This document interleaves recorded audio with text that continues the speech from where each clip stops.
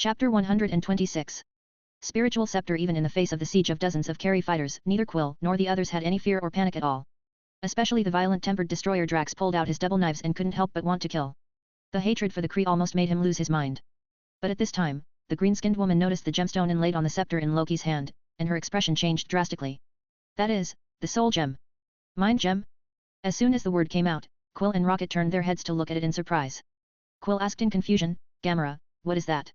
That is one of the 6 most powerful gems in the universe. Each of them has a very terrifying power. How can you master it? Could it be? In Gamera's explanation, the man who made him fear and hate had already been thought of in his mind. The expression became complicated. Gamera's explanation made Quill and Rocket's eyes brighten. The most powerful gem in the universe, this thing must be very valuable. But then Quill frowned and looked at Loki. You are from Asgard, and you have such a gem, why do you work for the Kree? How do I remember that you Asgardians are very proud, and you never deal with the Kree? I don't do anything for anyone, they just made a deal with me. Well, since you know how powerful this thing is, now, kneel down. Loki's tone was full of arrogance and contempt, although he raised his head looking at Quill and the others standing tall on the plain. Their posture is high and high. It seems that Quill and others are just a group of ants. I can walk around you without dying. This gesture did irritate Quill and Rocket. The latter could no longer hold back his violent temper, his furry face was full of anger, and he shouted, Ha, Asgardians, I'm going to blow you up, into scum click. As soon as the words fell, Rocket held an energy weapon about the same size as Loki and pulled the trigger. Boom! I saw an orange energy beam erupting from the muzzle of the gun, shooting towards Loki. The orange energy beam pierced through the darkness at an astonishing 760 degrees, and reached Loki in the blink of an eye. However, what the Rockets didn't expect was that this shot was useless at all. Just when the orange energy beam was less than 1 meter away from Loki, a light yellow energy barrier emerged and blocked a shot. The light yellow energy barrier rippled, but there was no sign of damage. Seeing this, Rocket and the others immediately changed their eyes, and they keenly sensed that the light yellow barrier had the same power as the inlaid gem on the scepter. Aware of this, the Rockets immediately felt tricky. But then his face was full of fanaticism. Oh, I want this thing more and more. Sooner or later, this will belong to my uncle. Then, the battle has begun, let's get rid of those Kree people first. Quill roared, pulled out the 2 elemental guns on his legs, raised the 2 guns and aimed at the sky, constantly pulling the trigger. Boom. Boom. Boom. The energy of the elemental guns is endless. The 2 guns are connected to another energy dimension. When the trigger is pulled, the connected dimension can be used to gain power to attack the enemy. The level of power depends on Quill's will. The dense elemental energy bullets pierced the night like a torrential rain. In the blink of an eye, several Kree people were pierced through the chest by the elemental bullets, and their heads fell from the small aircraft without even screaming. Death, blood, is scary, but it can also make people's blood spurt and burst out their inner nature. Destroying Drax is undoubtedly the latter.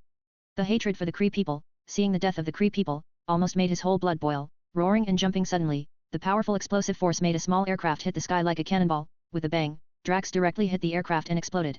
A huge flame illuminated the bottom of the abyss. The fire and explosion undoubtedly ignited the spark of the battle.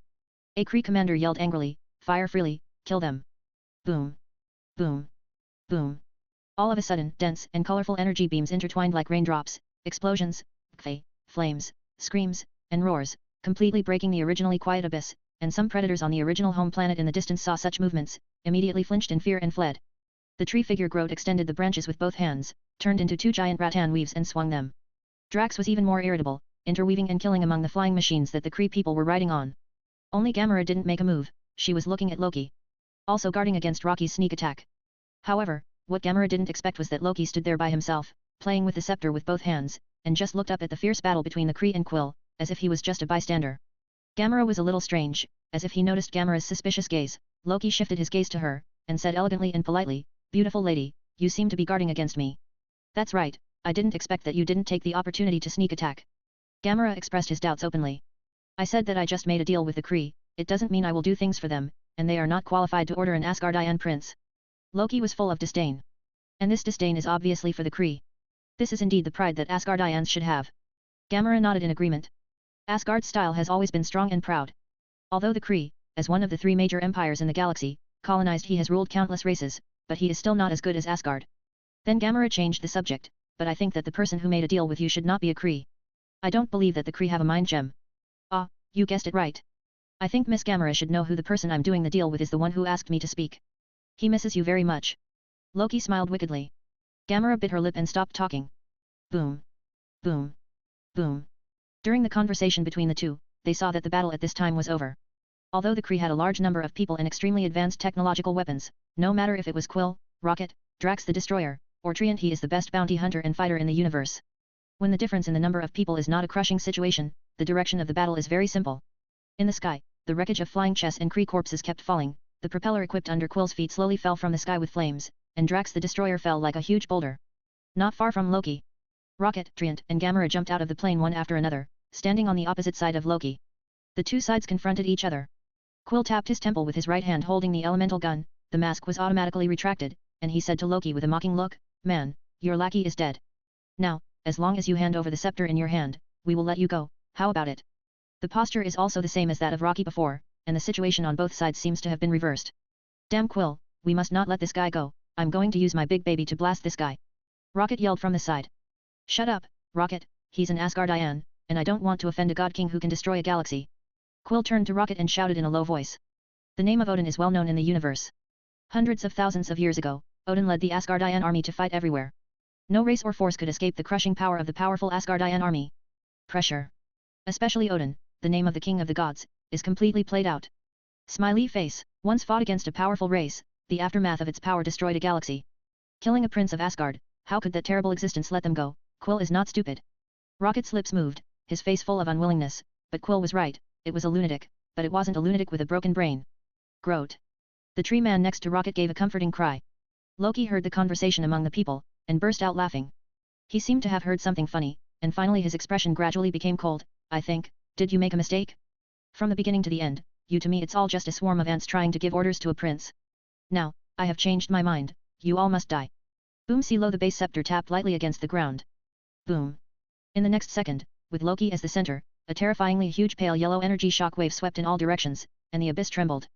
Quill, Rocket, and others were blown away by this terrifying shock wave before they had time to react. Clang. Clang. Clang.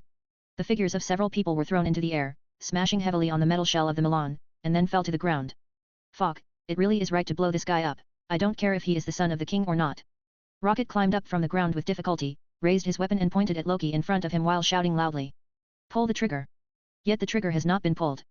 But suddenly I found that my body suddenly couldn't move for some reason, not just Rocket, Quill, Drax the Destroyer, Gamera, and Treant. Everyone put their hands on the ground and wanted to get up, but they couldn't do it at all. How so? What is this? Quill was still a little puzzled, but suddenly found that his hands, feet, and neck were bound by chains composed of light yellow energy. The pale yellow energy chains seemed to be piercing through the ground. Quill turned his head sharply to look at Loki. Sure enough, Loki held the scepter in his left hand, and a magic circle wrapped around the palm of his right hand. Obviously, the thing that comforts them is the magic used by Loki. This time it is troublesome. Quill has a bitter look on his face. Roar Drax the Destroyer's grey face was full of ferocity, and his strong muscles were squirming. It was obvious that he had exerted all his strength in an attempt to break free from the chains, but he couldn't break free at all with the strength he was so proud of. Seeing such a situation, Quill's heart sank even more. The people present were already in a desperate situation. Even though they should have the strength to fight, they were caught off guard by Loki, who preemptively restrained them directly, leaving them still powerful but having nowhere to use them. This method is very clever, but also the most unsolvable. Tread. Tread. Tread. The sound of footsteps came, and Loki stepped forward, walking towards Quill and the others step by step with an elegant gesture. There was still his disdainful voice in his ears. "It's really interesting, guys, you are all good, just right. What I am going to do next, I lack help, feel honored, you will become the warriors of the future king of Asgard. But, I don't want to be your lackey, it would look too low." Even in the face of desperation, Quill is not weak at all. Faced with such ridicule, Loki was not angry at all. In his eyes, the end of this group of people was already doomed. Stretching out the scepter, the sharp part of the top of the scepter was placed on Quill's chest.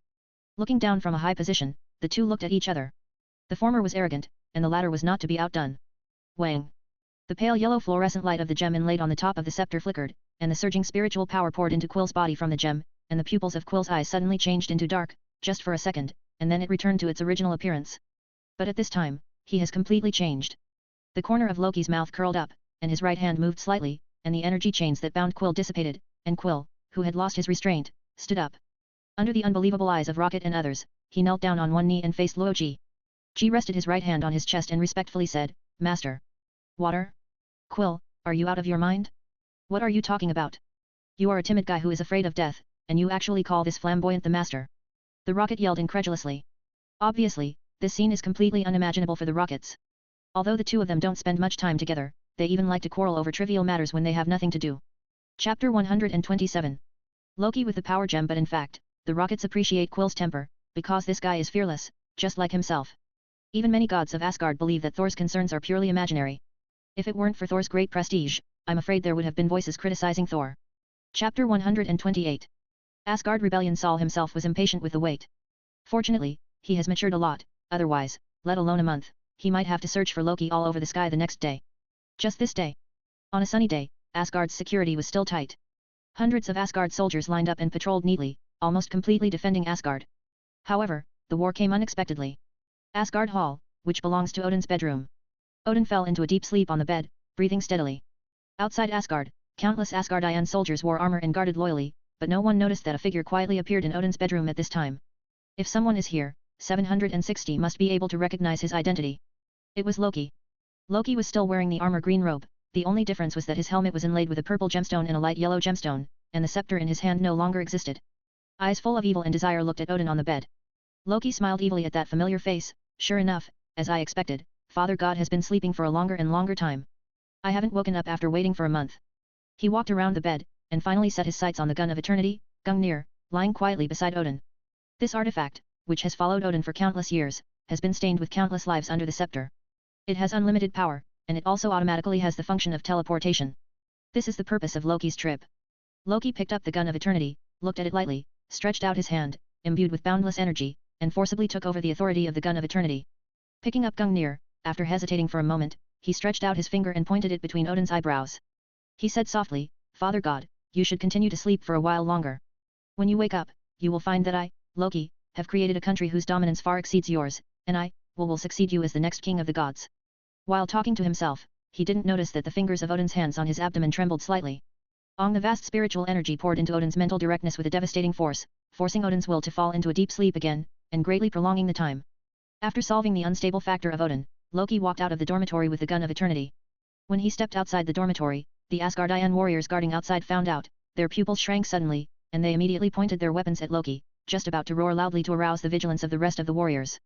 But in the end, he saw the pale yellow mind gemstone inlaid on Loki's helmet emitting a glowing halo. Loki mixed with tyrannical spiritual power, covered the whole field, and instantly changed the will of dozens of Asgardian soldiers guarding the scene. The Asgardian warriors whose minds had been modified put down their weapons and fell to their knees. Great king, we obey your will. Very good. Loki looked at the Askid soldiers who were kneeling on the ground, smiled with satisfaction, waved his hand to signal everyone to stand up, and he continued to walk outside the fairy palace.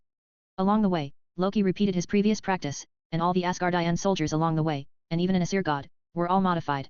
And it didn't even let the soldiers patrolling outside and Sol and others notice it. Loki's actions are not only fast and stealthy, but also very smart.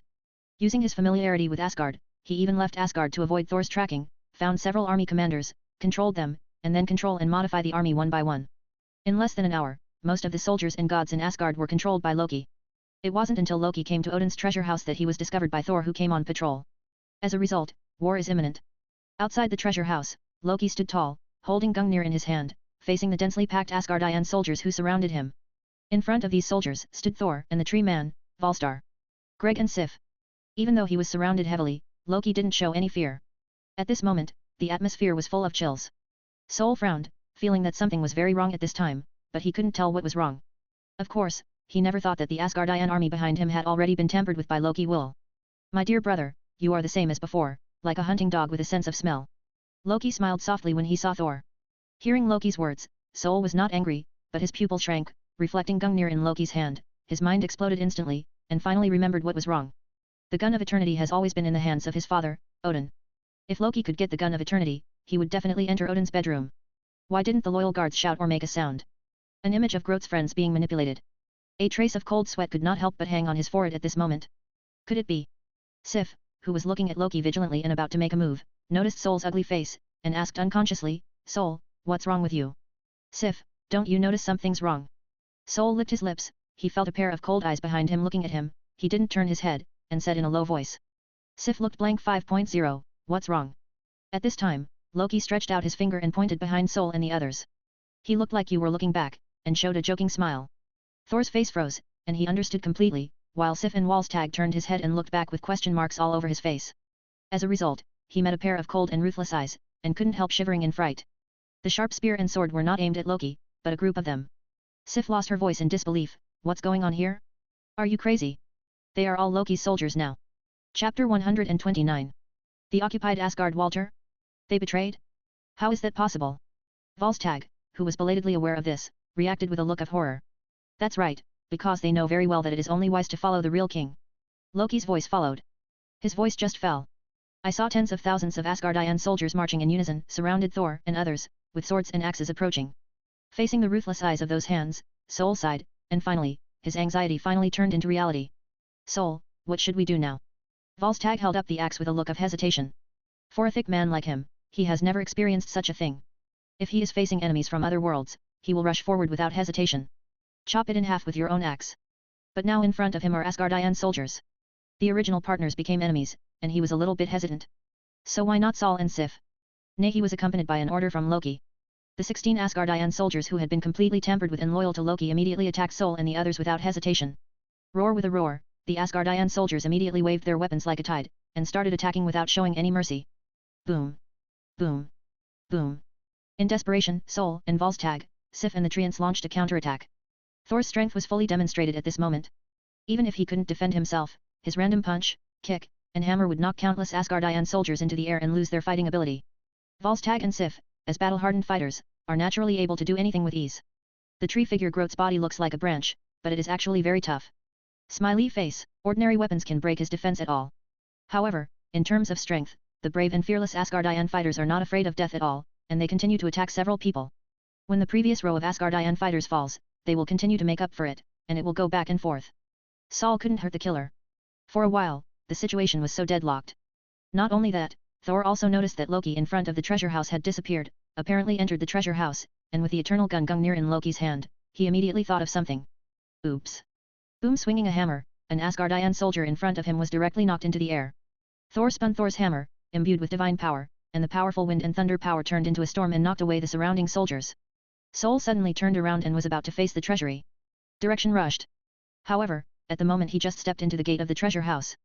A terrifying red light beam pierced the air and shot out. Thor was hit before he could react, and his whole body immediately flew upside down like a cannonball. Boom. Boom. Boom. Many Asgardian soldiers were hit along the way, and finally hit the fountain in the distance, splashing water and gravel all over the sky. Sol, Volstagg and Sif, who were in the fierce battle, cried out when they saw this. Boom.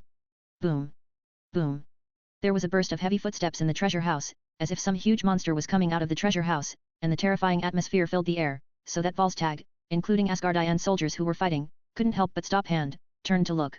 Following the shadow inside the gate, a burly figure with a height of 3 to 4 meters emerged from it. The silver metal shell with the soft stripes, and the two halves of the helmet are surrounded by wisps of red gas flames. When they saw this thing, Volstagg and Sif cried out. Destroyer. This is too bad, Loki actually activated the destroyer. Volstagg's face became ugly. The destroyer is the armor worn by Odin, the king of the gods, at his peak. The dwarves tried their best to use some of the rarest metals, such as URU metal, to forge it. According to legend, Odin once wore the destroyer, and he was in harmony with the universe. The most powerful of a certain race won the battle. Later, Odin led the Asgardian army to fight in all directions, invincible. Later, when Odin conquered and unified the 9 realms, Odin, who ushered in peace, sealed this powerful armor in Odin's treasury, and it has not been activated for tens of thousands of years. Unexpectedly, Loki actually unlocked the destroyer armor. Manipulating the destroyer armor, plus Loki who has 2 infinite gems, and countless Asgardian soldiers being manipulated, the situation is now obvious, and it has fallen into a disadvantage for Sol and others. Loki boom, terrifying lightning fell from the sky and fell straight on the fountain in the distance, bathed in thunder and rain. Thor stood up, his red cloak was dancing wildly, he looked at the destroyer armor and came out from behind with a serious face. Rocky. At this moment, the two brothers were speechless and talking about what to say. Thor understands very well that the current Loki has been controlled by someone. He is no longer the Loki he once knew, but an evil full of ambition and desire. Roar. With a roar, Thor swung the Thor's hammer, jumped up and rushed towards the destroyer armor and Loki. A 760 war about Asgard has begun. Civil strife within Asgard began to surge, and the Rainbow Bridge, Asgard, and Odin's treasury were under fire. This war from the rebellion started by Loki did not last long. Possessing the destroyer armor, Gungnir, the eternal gun, and the strength of the 2 infinitely primitive Loki have completely surpassed Thor. Thor gathered the only remaining Asgardian soldiers who had not been manipulated to resist and launched a counterattack. Too bad it didn't work at all. He is already incapable of facing Loki and the destroyer armor alone, not to mention that the opponent uses the Mind Stone from time to time to manipulate and modify the consciousness of the remaining Asgardian fighters. The end result is Sol, the 3 warriors of Asgard, Sif, the Tree Man and several loyal Asgardian warriors retreated to the Rainbow Bridge. The Asgardian army commanded by Loki is at the other end of the Rainbow Bridge, constantly approaching the control center of the Rainbow Bridge. Sol, who was covered in scars, was out of breath, standing outside the center, glaring at Loki and other troops on the other side of the bridge. Sol, you have to leave and go to the sanctuary for help. Asgard has fallen and we need help. Chapter 130. The injured Sol, let's go, let's resist Loki and the others. Seeing that Sol still wanted to fight Loki to the death, Sif stretched out her blood-stained arm to hold Sol, looked directly into Sol's eyes, and said in a deep voice. I can't abandon you. Sol shook his head. Heimdall inserted the holy sword into the console, and said, this is not discarded, Thor, you are the future king of Asgard. Odin fell into a deep sleep, you are the only hope of Asgard, you must not die here. Come on, solution. Fandral also anxiously persuaded. At this time, no matter who they are sure to lose this war, but the only hope to make a comeback is solution. Sol must leave. With tears in his eyes, Thor glanced at everyone present, and moved his lips. Although he was unwilling, he knew that only going to the sanctuary was his final choice. Boom! Seeing Sol finally nodded, Heimdall's holy sword was inserted, and the portal was opened immediately.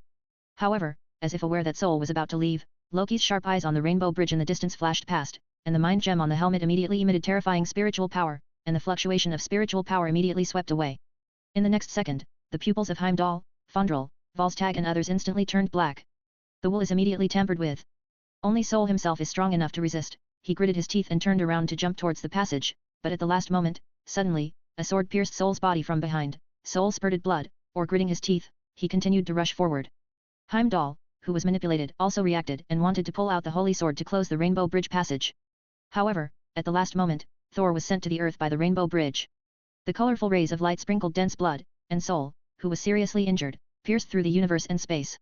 Loki walked to the center of the rainbow bridge step by step. Heimdall, Fandral and the others immediately knelt down on one knee and said respectfully, the great King Loki. Hey, did you let him escape? What a pity. Loki glanced at the extinguished rainbow bridge passage, with a hint of displeasure in his tone.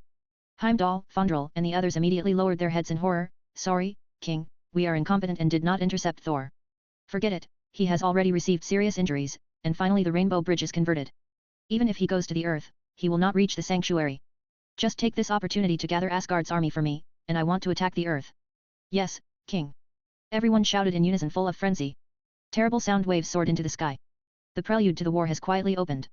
New Mexico. Thousands of miles of yellow sand, the hot sun hangs on it. On a long yellow sand road, a caravan is driving. The person in the driver's seat is the astronomer, Jane Foster, and the assistant and best friend Daisy is in the passenger seat. Sitting behind him was an energetic old man with glasses flipping through documents. Jane and Daisy were chatting about their affairs. Suddenly, a colorful glow fell from the sky in the distance, and one of the figures hit the road ahead heavily. Sand. Zi startled, Jane immediately stepped on the brakes, and the tires rubbed against the ground making a harsh and sharp sound. Caught off guard by Daisy, Jane and the old man behind her were brought forward by the sudden break and almost hit. Great gift shit, what is that? Did the Stark Group's satellite fall down? Jane, what happened? I seem to have seen something fall down, Doctor. Jianmei looked forward, took her hands off the steering wheel, quickly opened the seat belt, opened the door and ran forward. Daisy and the old man reacted, the former quickly got out of the car and followed closely behind. The old man behind him took a step back and shouted, Jane, be careful. Clearly the doctor was concerned. But Jane and Daisy still ran over.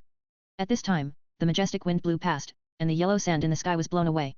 The two women came to the edge of the deep pit, stretched their heads to look down the deep pit, and their pupils shrank suddenly. The two women saw a burly, muscular man wearing medieval armor. He also held a hammer in his hand. It's just that there is an extremely hideous and terrifying blood hole in his chest, from which blood is constantly spreading.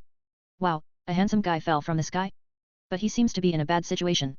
Daisy exaggerated. And Jane tilted her head, as if she had seen this man there. Suddenly, she seemed to remember, patted Daisy on the shoulder and said, Dottie, he seems to be the man in Dallas before. Hearing what Jane said, Daisy also remembered. Something big seemed to happen in Dallas before. As a result, the two women knew Barton, and Elvis seemed to be among them, and this handsome blonde guy with a hammer was also at the side, and then disappeared with the Saint Seiya along with a beam of light. Through frame-by-frame analysis, many people on the internet have analyzed that the blonde man is holding Thor's hammer in his hand, which is exactly the same as Thor's hammer in Norse mythology, and they think this man is Thor. Since it appeared together with the Saint Seiya, and it was filled with thunder when it appeared, the credibility is extremely high. Okay, it seems that he should be Thor, but he didn't stay in Asgard. Why did he run to the earth, and he seems to have been severely injured? Daisy, Zhao Wang's, has an inquiring look on her face, and her brain hole has been opened. The old doctor who rushed over from behind heard what the two women said, and said helplessly, I don't think we should be thinking about these things, so let's bring him up and talk about it first. Since he is haunting with Saint Seiya, it is obvious that there is a high probability that he is not a bad person. The three let go of their vigilance a little, and with mutual cooperation, they pulled the severely injured soul out of the deep pit with difficulty. Fortunately, I don't know why, Jane and Daisy's physical fitness is increasing day by day. So far, they are very healthy, and their strength is even much stronger than that of ordinary adult men, so they can pull Soul to the tail. Soul was lying on the edge of the pit, and the doctor brought a medical kit from the RV to stop Soul's bleeding. Jane patted Saul on the face and called out, "Hey, are you okay?" Chapter 131. War strikes as Jane shouted. Soul opened his eyes, and 3 faces came into view. "Who are you?" I'm Jane, she's Daisy, and this is Dr. Eric, are you okay now?" Jane introduced herself, and finally asked with concern. Soul nodded, and with the help of the 3, he stood up, but his figure was a little swaying. He looked down at the wound pierced by the sharp sword on his chest, and frowned. "Fondrel's sword has a very powerful destructive, my divine body won't heal for a while. Where is this place?" Looking around, he found a piece of yellow sand, which was not the destination sanctuary he wanted to go to. Smiley face, "This is New Mexico, but you really don't need to go to the hospital. Wounds that your doctors here can't heal, I need to go to sanctuary, Bart's help is needed." After finishing speaking, Soul didn't pay attention to the slightly weird looks of Jane and Daisy. He stretched out his hand, and with a halo, he saw a gold coin appearing in his hand. Under the infusion of divine power, the gold coins can be seen emitting a dazzling brilliance. 760 in the next second, a beam of light from the gold coin shot towards the empty sandy space on the left, and a surging golden energy cloud gradually expanded, lasting for a few seconds, and a burly figure walked out of it. Wearing noble, gorgeous, and exquisite armor, and a white jade cloak dancing with the wind, a wordless sacredness and strength make people breathless. The moment he saw this person, Soul just wanted to speak, but Jane and Daisy preempted him. "Hey, Bart. Teleport here." Seeing Jane, Daisy and Soul together, Bart was obviously a little surprised, but he still greeted him with a smile and walked in. "Hey, Jane, Daisy," and the savage that Jane said, "PhD. Haven't seen you for a long time. Wow, Bart, you are so handsome. Is this the Golden Saint cloth?" Daisy's eyes are full of little stars. Bart's tall and burly body is wearing the Golden Saint cloth. His personal charm is full, and the visual impact is unbearable. Can't help being drunk. Jane's expression of admiration was obviously the same. However, when Soul saw the golden holy clothes on Bart, he was pleasantly surprised. "Bart, have you reached the 7th sense?" During his practice in the sanctuary, he knew that only saints who had attained the 7th sense of normality could wear the golden holy clothes, so it was self-evident now. But apart from being happy, he was also a little helpless. There was a big gap in the beginning, but now that Bart has become a heavenly father, the gap is getting bigger and bigger. "I just broke through a few days ago." The corner of Bart's mouth curled up, obviously very happy that he broke through the 7th sense. "Soul, you."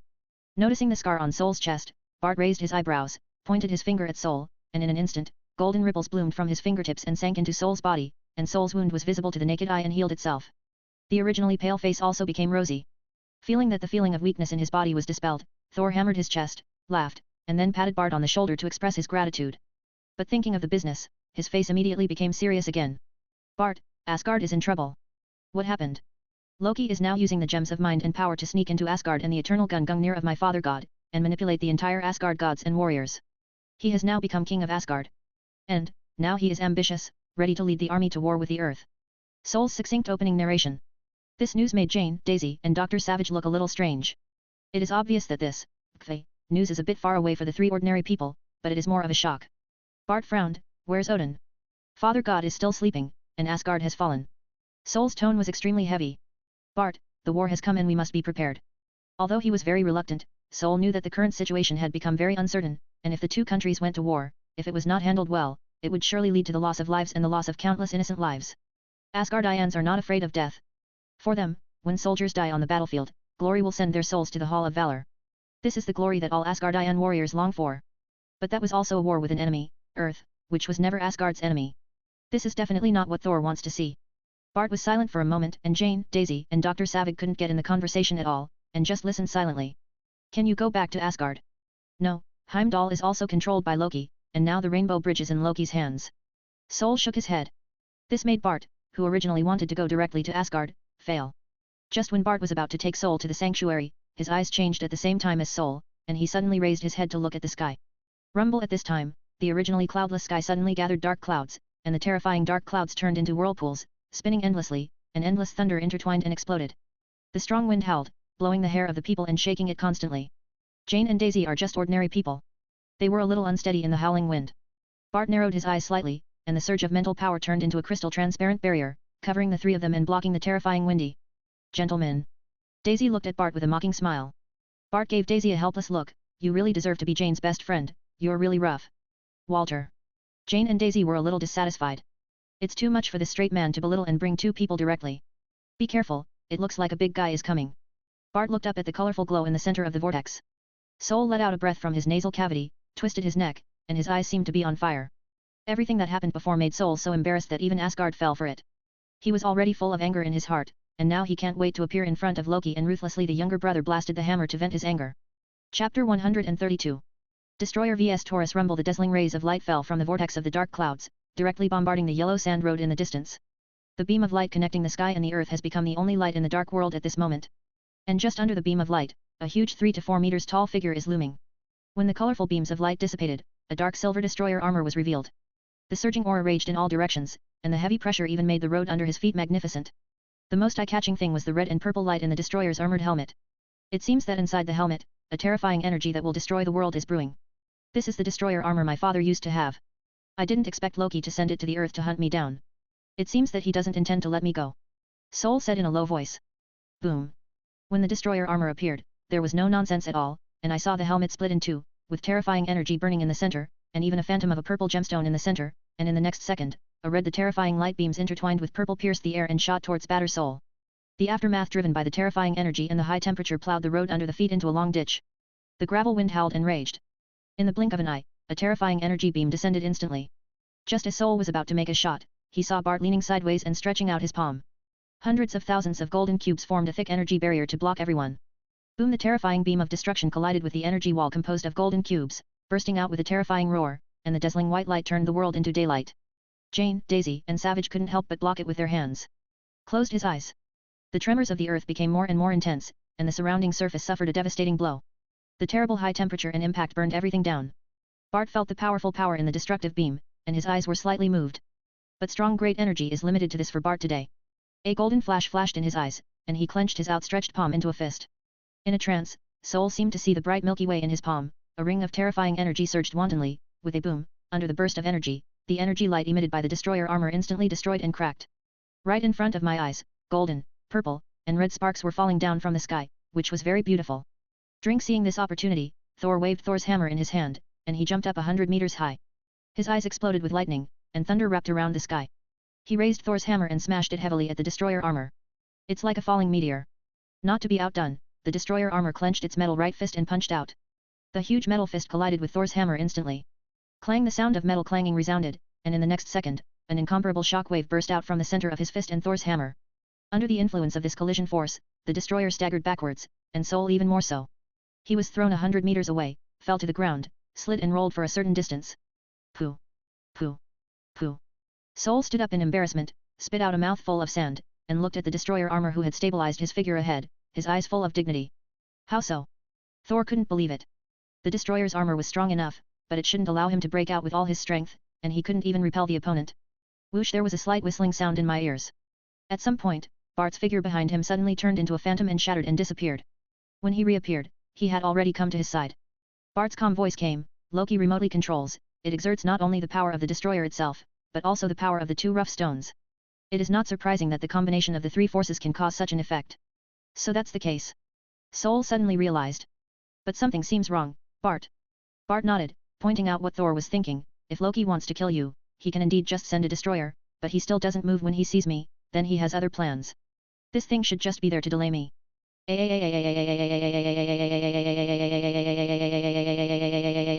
It's not that Bart is exaggerating himself. Even if Loki's will has been tampered with and manipulated by someone, his memory still exists. After spending a month in the sanctuary with Soul, how could he not be aware of the power of the saint? He clearly saw his appearance, but he didn't follow up to send troops, or simply let the destroyer exit. Obviously its purpose was not to kill Thor at all. Darkness? It seems that the earth has Loki, and it should be said that there is what Loki wants behind his back. It doesn't seem to be moving. Soul whispered. Bart nodded, this thing is just to keep us, just to delay time, Zero. It's just that Loki miscalculated a bit. After the loud voice fell, Bart stepped the ground with his right foot, and the ground suddenly cracked. The terrifying energy erupted from his feet in an instant, and a golden flow of energy could be seen flowing along the ground to the naked eye. Destroyer armor poured away. The raging torrent engulfed everything with a destructive force. The destroyer armor sees that the metal shell overflows with terrifying red and purple energy, and when the helmet is opened, a vast amount of destructive energy is emitted from the surface of the front body. Even by Karma Jane, I feel like we're in a dream. Daisy, who was in the barrier in the distance, reflected the two terrifying energy torrents in front of her that were about to collide, and she couldn't help shouting. Everything that happened today made her feel incredible. Originally, She thought that having a saint warrior friend was enough to surprise her, but all kinds of unbelievable things still happened today. The fierce man who fell from the sky and was seriously injured turned out to be Thor, the god of Thor in Asgard. Smiley face. Bart appeared later, and later it was said that there was civil strife in Asgard. A strange and powerful robot popped out from behind. She felt that some biography of what she had experienced would definitely sell well. Chapter 133. Cosmic Rubik's Cube. Daisy was still thinking wildly here. But disaster has come. The two terrifying torrents of energy collided in an instant, and a terrible disaster burst out. The earth trembled, and the huge impact raged in all directions. Everything along the way was completely annihilated and swallowed by this wave of energy. The turbulent wind caused thousands of miles of yellow sand to be rolled up, and every moment the sand and stone were like bullets. The mountains and rocks in the distance were pierced through densely packed holes one after another in the turbulent yellow sand, and finally disintegrated in the strong wind. In the turbulent turmoil, Sol stretched out his hands to block the front, and the red cloak and golden hair behind him danced wildly. Both feet were nailed in place, but they kept being pushed back. The force produced by the collision of these two raging energies has exceeded Thor's imagination. 760. Sol's eyes under his hands glanced at Bart standing beside him, standing still. His eyes were full of fighting spirit, the blood in his body was ignited, and his desire to fight was already high. If he could, he wished he could rush forward and fight the destroyer. But now he knows well that he is not an opponent of the destroyer at all, and coupled with the crisis in Asgard, he has to rely on Bart's strength. There is no shame in asking for help from others.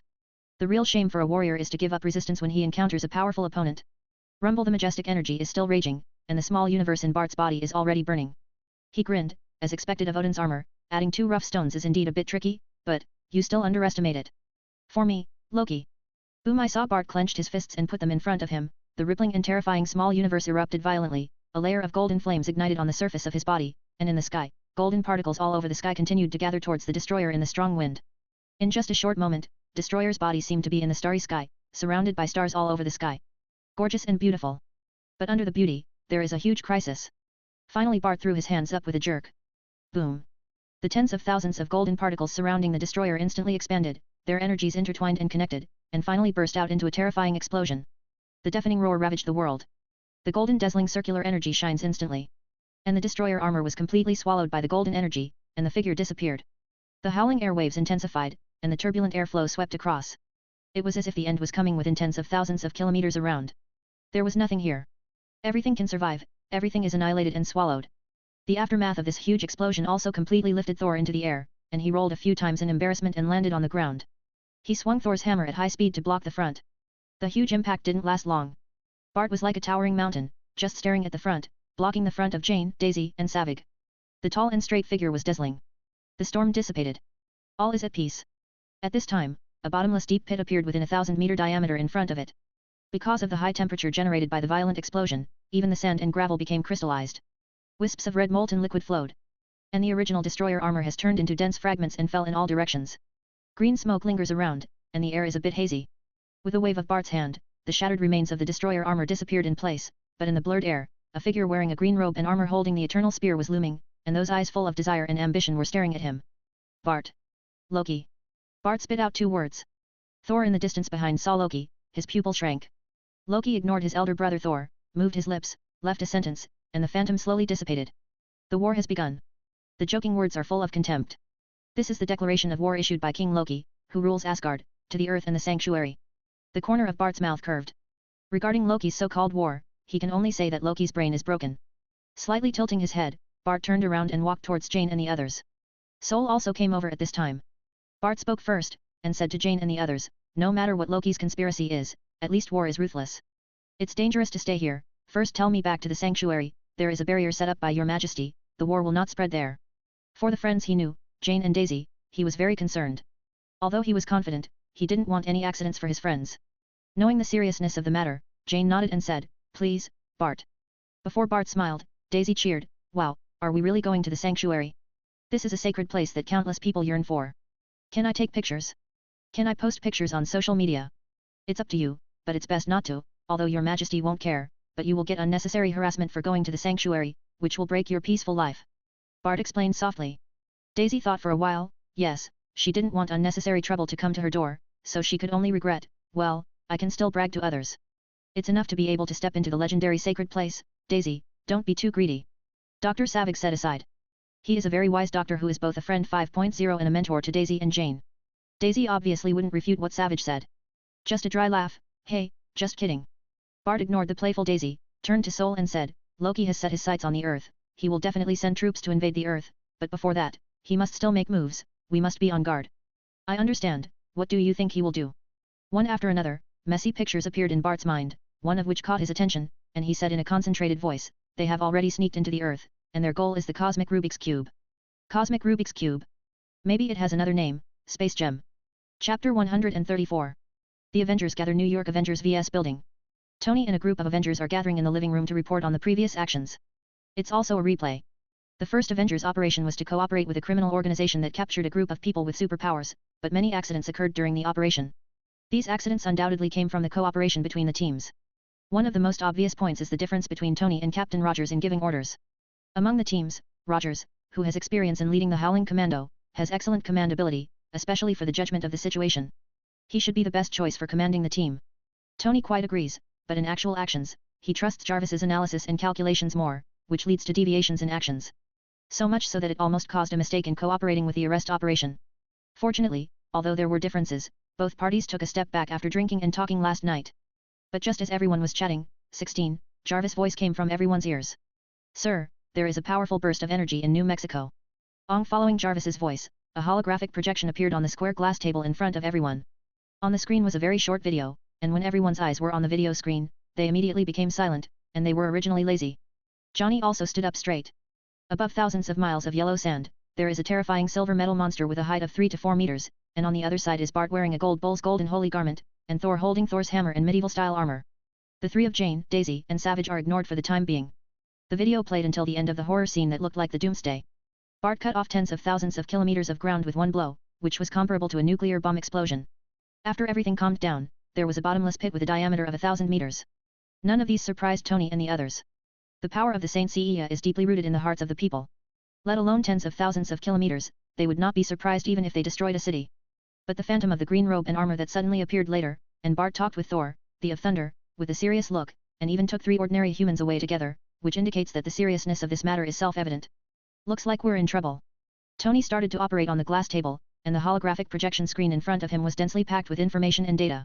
Johnny and Rogers looked blank, but Natasha, who is very familiar with information technology, could see something. Tony, if you let the White House find out what you did, you will be held accountable. I can't care so much now, I have a bad feeling. Tony was operating while answering. Finally, he saw a holographic projection screen appearing in front of him again. What was displayed on the screen was a building similar to an underground bunker. The empty and dark building was already devastated. There are dozens of corpses on the ground, as well as many high-tech instruments for research. The most important thing is that in the middle there is a semi-metallic ring that seems to be scorched by high temperature, and there is also a long, charred black line. That's the person from SHIELD. Barton saw Ming Tang from the uniform on the corpse at a glance, and his eyes immediately became serious. Tony frowned, trying to mobilize the monitoring here, but found that there was not a single monitoring in the entire building with dozens of acres. He immediately understood that this must be the most confidential research place of SHIELD. Do you know what is being studied here? No, Fury never told us about this place. Natasha and Barton shook their heads. That's why I hate agents.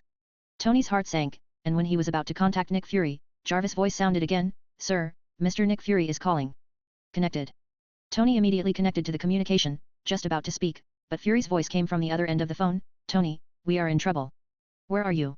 Right here in New York, bring your crew half an hour later. 500,000 nautical miles off the coast of New York, on an aircraft carrier, Tony, Captain Rogers, and other Avengers landed on the deck in a Quinjet fighter. When everyone got off the plane, they saw Nick Fury with his left arm wrapped in a bandage wearing a black windbreaker and Agent Hill waiting for everyone.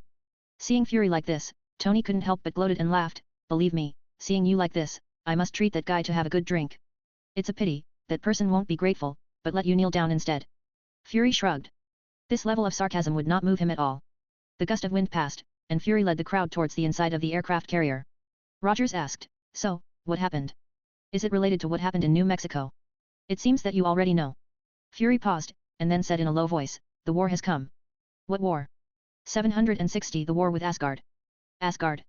Smiley face. Tony and the others glanced at each other, silently, everyone followed Fury to the main control hall inside the aircraft carrier, looking at the rows of agents operating computers below. Tony couldn't hold back, frowned and said, what happened?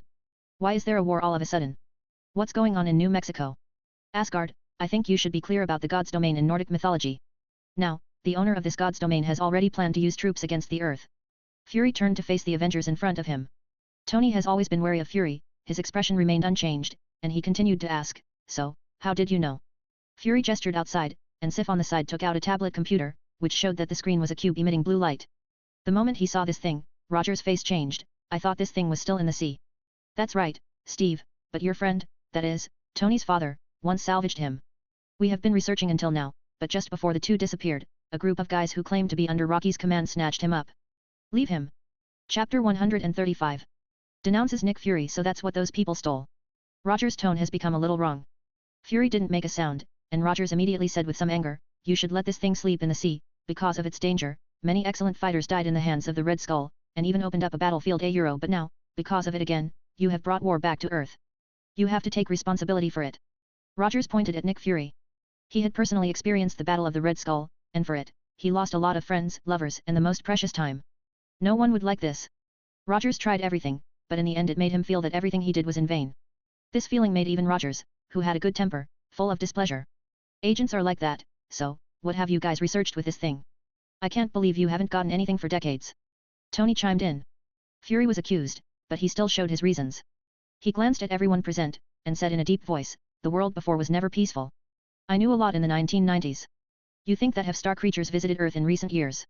No, but earlier, when I was just a rookie agent, I knew about aliens. They are full of strength and ambition. That time I lost my eyesight, and I also understood how fragile human civilization is. If those people think the Earth is like a back garden, let them trample on it. Fury's tone was extremely cold and rational. Stark, do you think you have been living comfortably for decades? No, you don't know, you, and those ordinary people have always been in a crisis era, and we don't even know about the aliens. When will they drive their armies to rule the Earth? Humans need their own weapons and power.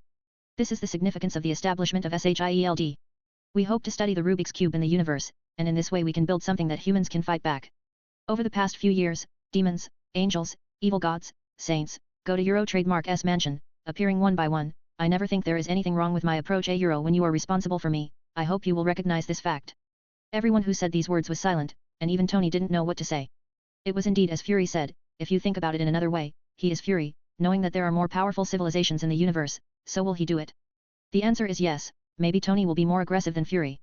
Because he is a genius has always been paranoid and confident, he may study that thing even more crazily. The atmosphere on both sides became a little weird for a while. Everyone was silent. The quarrel here made the agents in front of the computers below dare not take a breath. Fortunately, Fury was the first to speak. I formed the Avengers, and I hope you can become such a force. I called you here to deal with this matter. This is the reason why you can still stand here. If you don't care who you are, anyone who means anything to me can get thee out of here. Fury's tone was extremely tough, and what he said was very simple. He didn't need someone to blame him at this time. Even if it was time for him to be responsible for this matter, it would have to be after the crisis had been dealt with. Tony and Rogers looked at each other, and immediately reached an agreement through each other's eyes.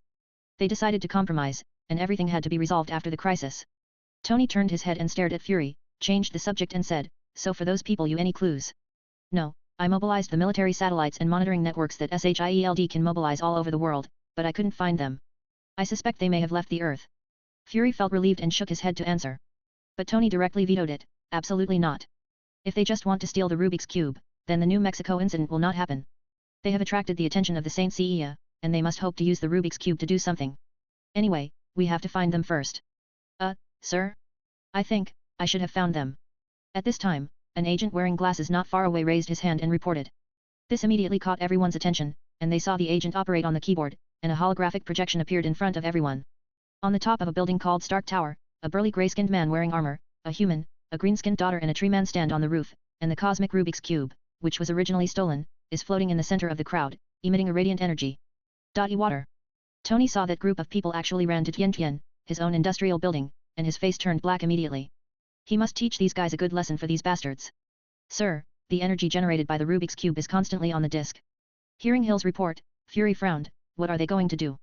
Dr. Bruce Banner, who had been observing the screen at this time, hesitated for a moment, and asked a little uncertainly, are they planning to use the Rubik's Cube to open a portal? How is it possible? If they want to make a portal, they need a structure that stabilizes the portal, at least they need to create a stabilizer to stabilize the energy of the cosmic Rubik's Cube. Fury retorted. God, King Zhao's Shield Bureau has studied the cosmic Rubik's Cube for decades, so how could he not understand the energy properties of the cosmic Rubik's Cube? If the energy of the Rubik's Cube is so gentle, they would have used this to create weapons that can be measured and even technology that can open portals by one person. It's very possible. Look at the man in the red coat, is he holding a metal ring? Tony agreed with Dr. Banner's point of view, pointing to the tail of the ring in Star-Lord's hand on the screen. Looking at the structure and energy properties of that thing, it is very likely that it is used to stabilize the cosmic Rubik's Cube. That is to say, they plan to open the portal and summon the army. Fury immediately realized this, and everyone's faces suddenly defecated, and Fury immediately issued an order. Hill, open the lifting board and start the aircraft carrier. Chapter 136. Over the city of New York, warm sunshine spreads all over, crowds surge, cars come and go, noise and noise are the eternal theme of New York. Laughter, screams and tears, and occasionally sirens and gunshots can be heard proclaiming the freedom of the city. But the people don't know, a disaster is coming. Boom. At this time, on the roof of Stark Tower, one of the most iconic buildings in New York, a vast and infinite beam of azure blue light suddenly burst out. The gap. The notch was small at first, but gradually became larger later. Beyond this gap is endless depth and darkness, as if connecting another universe. This sudden scene made people on the city streets stop one after another. People in the cars waiting for the traffic lights opened the windows and stretched their heads to look upwards, not knowing what happened. What is that? It seems to have come from the Stark Tower. Could it be that Tony Stark has developed some technology? Damn it, doesn't this 760 guy take a break? And he has researched how to destroy the world's weapons. Why do I feel like it wasn't made by Tony Stark? I remember he was fighting against Rogers and a group of people in a superpower criminal organization a few days ago. Look, what's that? People raised their heads and started pointing and discussing, but most of them didn't panic about this scene, most of them thought that the Stark group came up with the latest technology. However, when dense figures poured in from the huge gap, many people immediately felt something was wrong. Bang! At this time, there were several roars in the distant sky, and a red gold armor greeted the group of unknown things that suddenly attacked. People recognized Tony Stark, although they didn't know what happened, but it does not prevent people who like Iron Man from cheering. It's just that what happened next was beyond everyone's expectations.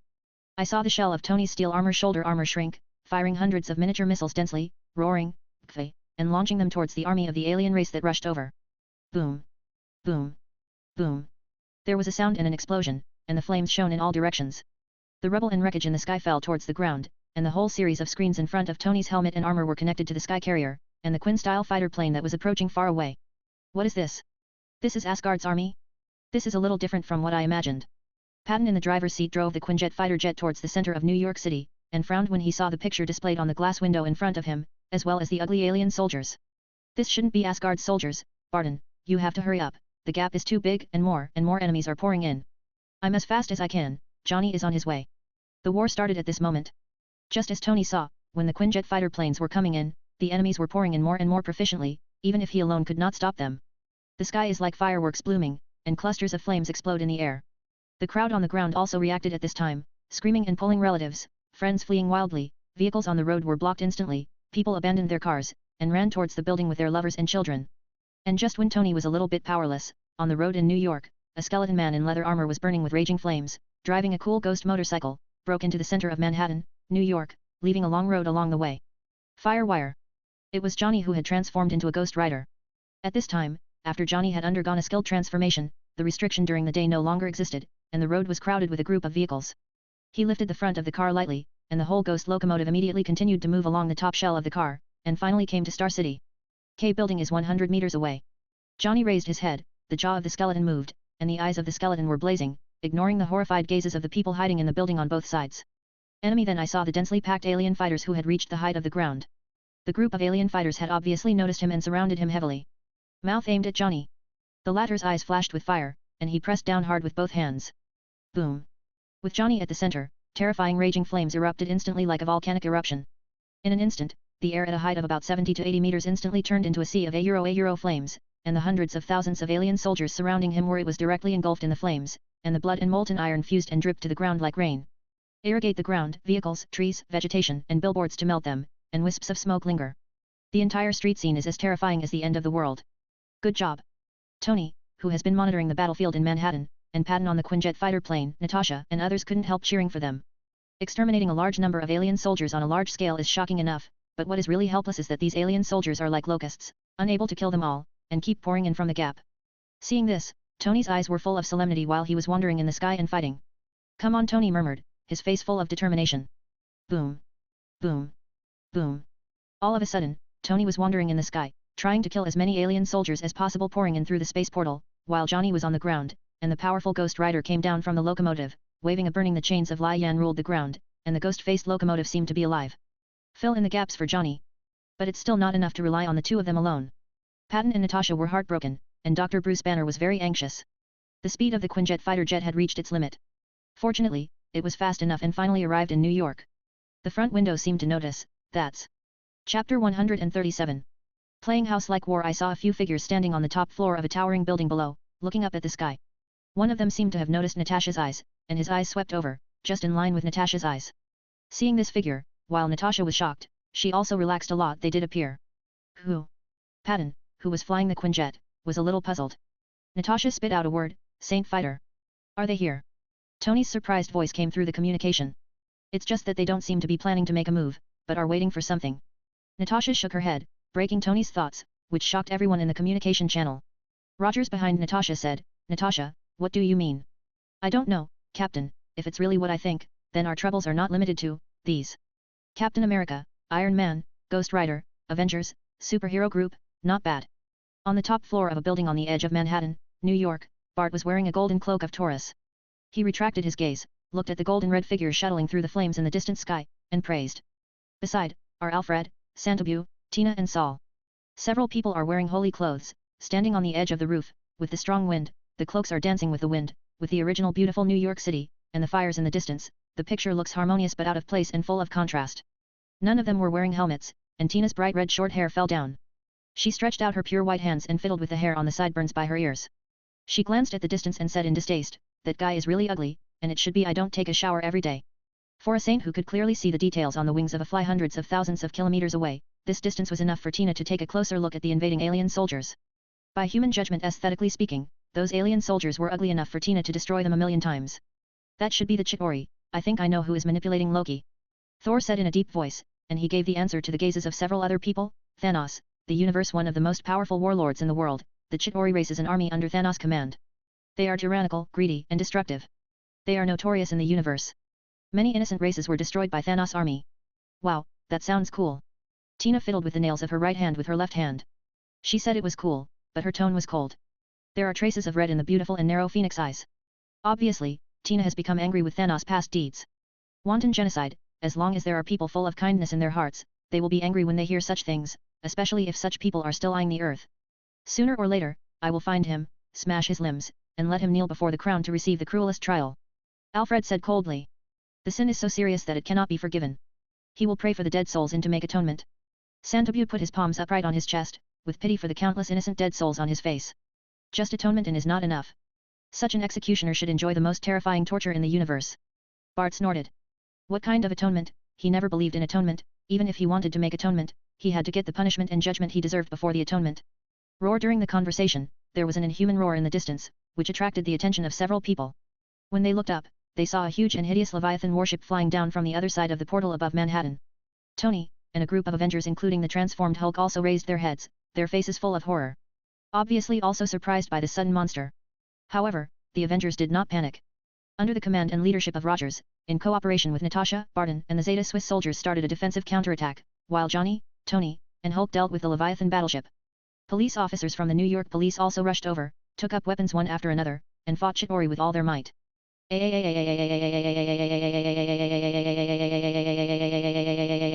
has to be said that although many American policemen have shortcomings of one kind or another, they are also the strongest line of defense in the city at these critical times.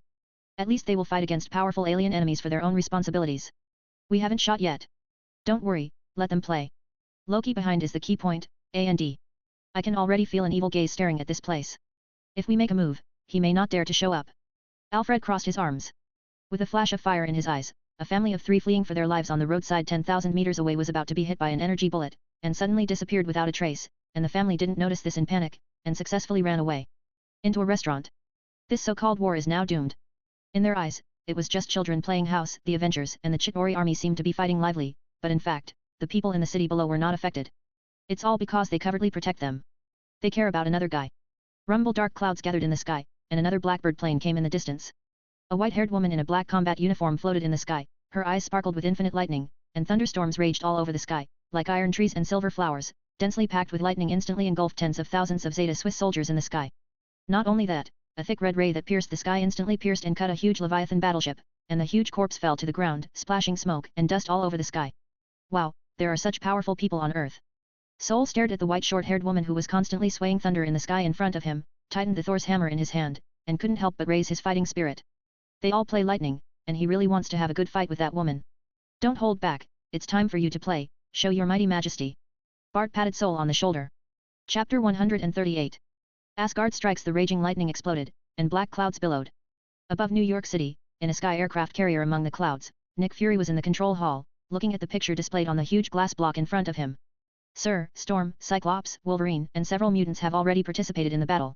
So far, Phoenix has not appeared. Hill was reporting in real time. Fury frowned at this time. The scene in front of him was indeed very lively, especially after the mutants participated in the battle. The pressure on Tony and other Avengers was suddenly relieved. Break through New York's defenses. There are Tony, Storm, and Cyclops in the sky to attack the huge bug-shaped battleship. It can be said that the defensive formation has basically been formed. Then comes the 760 question, is there only so many of Asgard's evil Loki? Use these things to attack the Earth? If it is an all-out interstellar war, in this situation, the Earth will inevitably fall, but the battlefield hits a point, and the restriction of the portal makes it impossible for the opponent's army to dispatch at all, and the purpose of capturing a position cannot be opened at all. Even if the stalemate continues, it's just a crowd tactic to give away heads. Loki would be so stupid? This battle was very anticlimactic, but it made Fury feel uneasy. Also, looking at the monitoring screen on the side, I saw a few saints wearing golden holy clothes on the roof of the building, just watching without any intention of participating, which added to Fury's doubts. Saints protect the Earth and mankind, this declaration is well known to the world. But all the aliens have come to the door, and they are just watching leisurely. What are these people up to? Observe the fighting power of Tony and others? Without reaching that point, Fury couldn't see through the essence of the core at all. He only felt that all of this seemed extraordinarily strange. The few people sent by Loki snatched the Rubik's Cube from the universe, the great battle in New Mexico, and the battle to New York. No matter how you look at it, it's weird. There must be something in it that he doesn't know. It's a bad feeling, especially for Fury, who is used to being in control. Fury kept replaying in his mind, connecting all the possible clues together as much as possible, trying to see through this weird situation. He could think that the sudden appearance of the alien army was just a feint. Loki's real purpose is to use Asgard's army to attack the Earth. But the premise of everything is that Loki has to control Asgard. What about Odin, king of the gods? Is it Odin's permission? Fury vetoed this idea. After thinking of Sol fighting the silver metal monster in New Mexico, and the way of teleportation, Fury had guessed that Asgard might have experienced a rebellion, and Sol was the loser. Loki controls Asgard. Headache. All of this is like being shrouded in fog, making it difficult to see clearly. Fury closed his eyes slightly. The figures of the saints came to mind. They are very strong, no one knows how strong they are now, and he doesn't know, but there is a behind them, so this level of war is undoubtedly a joke for them. Fury even thinks that any saint can easily deal with the alien bastards. But they didn't make a move, they were waiting. What were they waiting for? Wait for Loki? Waiting for Asgard army? Or? Fury suddenly thought of something, and suddenly opened his eyes, with a flash of horror in his eyes. Could it be? Sir, Thor has made a move. Hill's voice came, and Fury's gaze was fixed on the figure flying in the air wrapped around lightning in the screen in front of him, and his guess in his heart became more and more confirmed. I got fog. Fury couldn't help but curse out. Boom. In the sky, the beam of the plasma cannon in Tony's palm continued to bombard, shooting down all the dozen or so Zeta Swiss soldiers in front of him, and the aircraft exploded with flames. But in the next second, more alien soldiers rushed over again. Just when Tony was about to attack, dense and terrifying thunder struck, burning all the Zeta Swiss soldiers around him to ashes. The burly figure holding Thor's hammer skipped in front of him out of the corner of his eyes.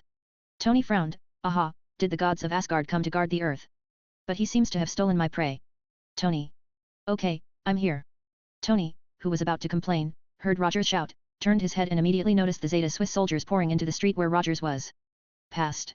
The galloping figure shuttled through the street, and particle beam cannons kept smashing the invading Zeta Swiss soldiers on the street. It finally landed on the ground where Rogers was, and several particle cannons were fired, knocking out several Zeta Swiss soldiers around Rogers. The mask opened to reveal Tony's face, and Rogers walked over with the shield at this time. We can't go on like this. There are too many of them, and we can't kill them all. We have to close the portal. I'll find a way. Tony nodded, understanding Rogers' thoughts, when the mask fell, and he was about to fly towards Stark Tower. There was a terrifying roar in my ears. I saw the sky in the distance, the terrifying colorful rays of light came from the endless deep space, pierced through the thick black clouds, and rendered the sky into colorful colors. And in the colorful glow, densely packed figures of 5.0 emerged from it. The huge spaceship like a ship is full of figures wearing armor and holding weapons and helmets, and there are warriors riding Pegasus one by one. At the forefront of the figure all over the sky, there is a figure wearing a green robe and exquisite armor holding a spear standing on it, a thick and cold aura permeated his body. These figures almost occupy the sky, like warriors from heaven in mythology. Oppressive to the extreme. This sudden figure made everyone unexpected, Tony, Rogers, Natasha in the distance, and Hawkeye Patton on the roof of a building, Hulk who smashed the Zeta Swiss soldier into a pulp, etc. Everyone raised their heads, their eyes full of shock. Chapter 139. World Panic and Criticism. Asgard is officially announced. The sky above New York has already been filled with Asgard's army, the spaceships all over the sky, and the warriors riding Pegasus. The visual impact is almost full.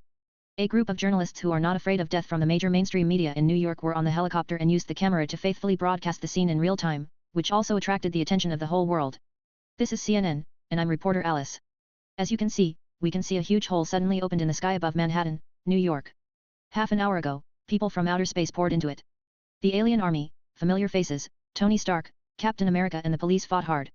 Smiley face, but now, right in the midst of the fierce battle, new situations arise here. We can see them wearing armor, driving a lot of spaceships in Pegasus. We don't know if they are enemies or friends. Let's pray. On a helicopter, a blonde white female reporter shouted loudly with a microphone in the howling wind. There was a trace of worry about the future situation on the pretty face. In addition, we have not seen the presence of troops stationed here. Here we must ask 16, why is there no powerful military to protect the United States and the world? The female reporter's words obviously caused an uproar immediately. At this moment, the eyes of the whole world have already gathered in New York because of the invasion of alien wars, but as the female reporter said, when the alien army finally fought fiercely in New York, only Iron Man and a group of people with superpowers fought hard. Even the police who are usually extremely dissatisfied are fighting with them regardless of sacrifice to protect the people of New York. Even mutants have appeared, but the military that the United States is proud of has not been seen until now. How can this not make Americans angry? The significance of this is too great. ETA Euro trademark has been half an hour since the alien invasion, and the US Army never showed up. They just let the aliens attack New York. What exactly do they want to do? Reaction will be so slow? When everyone on all continents of the United States heard Alice's words, their inner anger could no longer be suppressed. They cursed and even criticized on social media. My God, this is unimaginable. In fact, there are only a few superheroes and New York City police who are protecting the people of New York. Even the mutants we usually condemn and worry have given up their grievances and stepped forward. As a result, our most solid backing, the army, has passed by for half an hour but has disappeared. What exactly are they trying to do?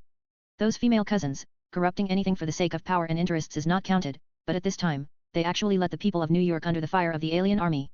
Now I seriously doubt whether some of them have planned to surrender. The whole world is watching our jokes. This is terrible. Today, the Battle of New York has completely put the United States on the pillar of shame in human history. Those so-called generals should step down. They are not worthy of controlling the army. Those selfish people bastard. This is so ridiculous. Look, who is protecting New York now? A billionaire turned prodigal son, a warrior who has been sleeping for 70 years, a Hulk who was once thought to be a monster, and who has always been mutants rejected by humans. What is this? Woo, that knight with flames all over his body is so cool. This battle is so exciting, it's great. On social media, in just 1 minute, hundreds of thousands of posts almost caused the social media software to crash directly. Especially the webcast has been stuck to the point of failure. The comment area below the video has been taken over by angry Americans. More than 80% of the people are strongly criticizing the inaction of the military, and there are netizens from other countries who fish in troubled waters. It can be said that today's internet carnival is a mixed bag and completely ignited. Of course, apart from the United States, the speeches of other countries in the world are concerns about the future. After all, in recent years, they have known that there are various demons and ghosts in this world, evil gods of other dimensions, etc., but they have all been resolved. In addition, the establishment of the sanctuary is even more important. It has become the most trustworthy defensive force in everyone's mind. So even though the impact was great, time would eventually make them forget it. But the alien invasion was completely different, and the sense of oppression it brought was much more intuitive than those so-called evil gods. The alien army's attack on New York means that there are civilizations in the universe that are more advanced and long-lasting than humans. Even if today's invasion is resolved, what will happen in the future? No one knows whether there will be more powerful alien civilizations invading in the future. By that time, will the Earth really be complete? Anyone with a discerning eye can see that New York only relies on a few superheroes such as Iron Man. The mutants and the police can fight with a gang of alien troops. The biggest reason is that the other party seems to invade through the portal above New York. What if one day, they ran a long distance and came directly to the Earth? Launching an all-out war on the Earth, can it be so easy to resist? Obviously the Route 760 is impossible. This is not over yet, and another wave of seemingly more mysterious and powerful alien forces has appeared, which has added a little bit of pressure to people's hearts. At this moment, an idea popped into people's minds. Saints, where are they? Thoughts are disturbed, people are both worried and panic in their hearts. People all over the world, whether they are at work, at home, or on the street, are staring at the live broadcast through TV sets and live broadcast software. That's it, an Asgardian. On the ground, Tony looked up at the sky and couldn't help murmuring. I think we've got a problem, Tony. Rogers tightened the shield in his hand and said in a deep voice. Hell, although early I just thought that there would be such a day, but I didn't expect it to come so soon. Barton's heavy voice came from next to his ear. It's not necessarily so desperate. I think they should take action. Tony is not so pessimistic. After all, this situation has entered the moment of the greatest crisis on Earth. Although these Avengers are the power to guard mankind. In fact, the the people in the sanctuary are the ones that all human beings can really rely on. Chapter 140. Loki, the self-proclaimed king of the gods over New York. Loki stands tall in the sky, his pale and handsome face is full of indifference and ruthlessness. Looking down at the group of low-level ants he thought were below.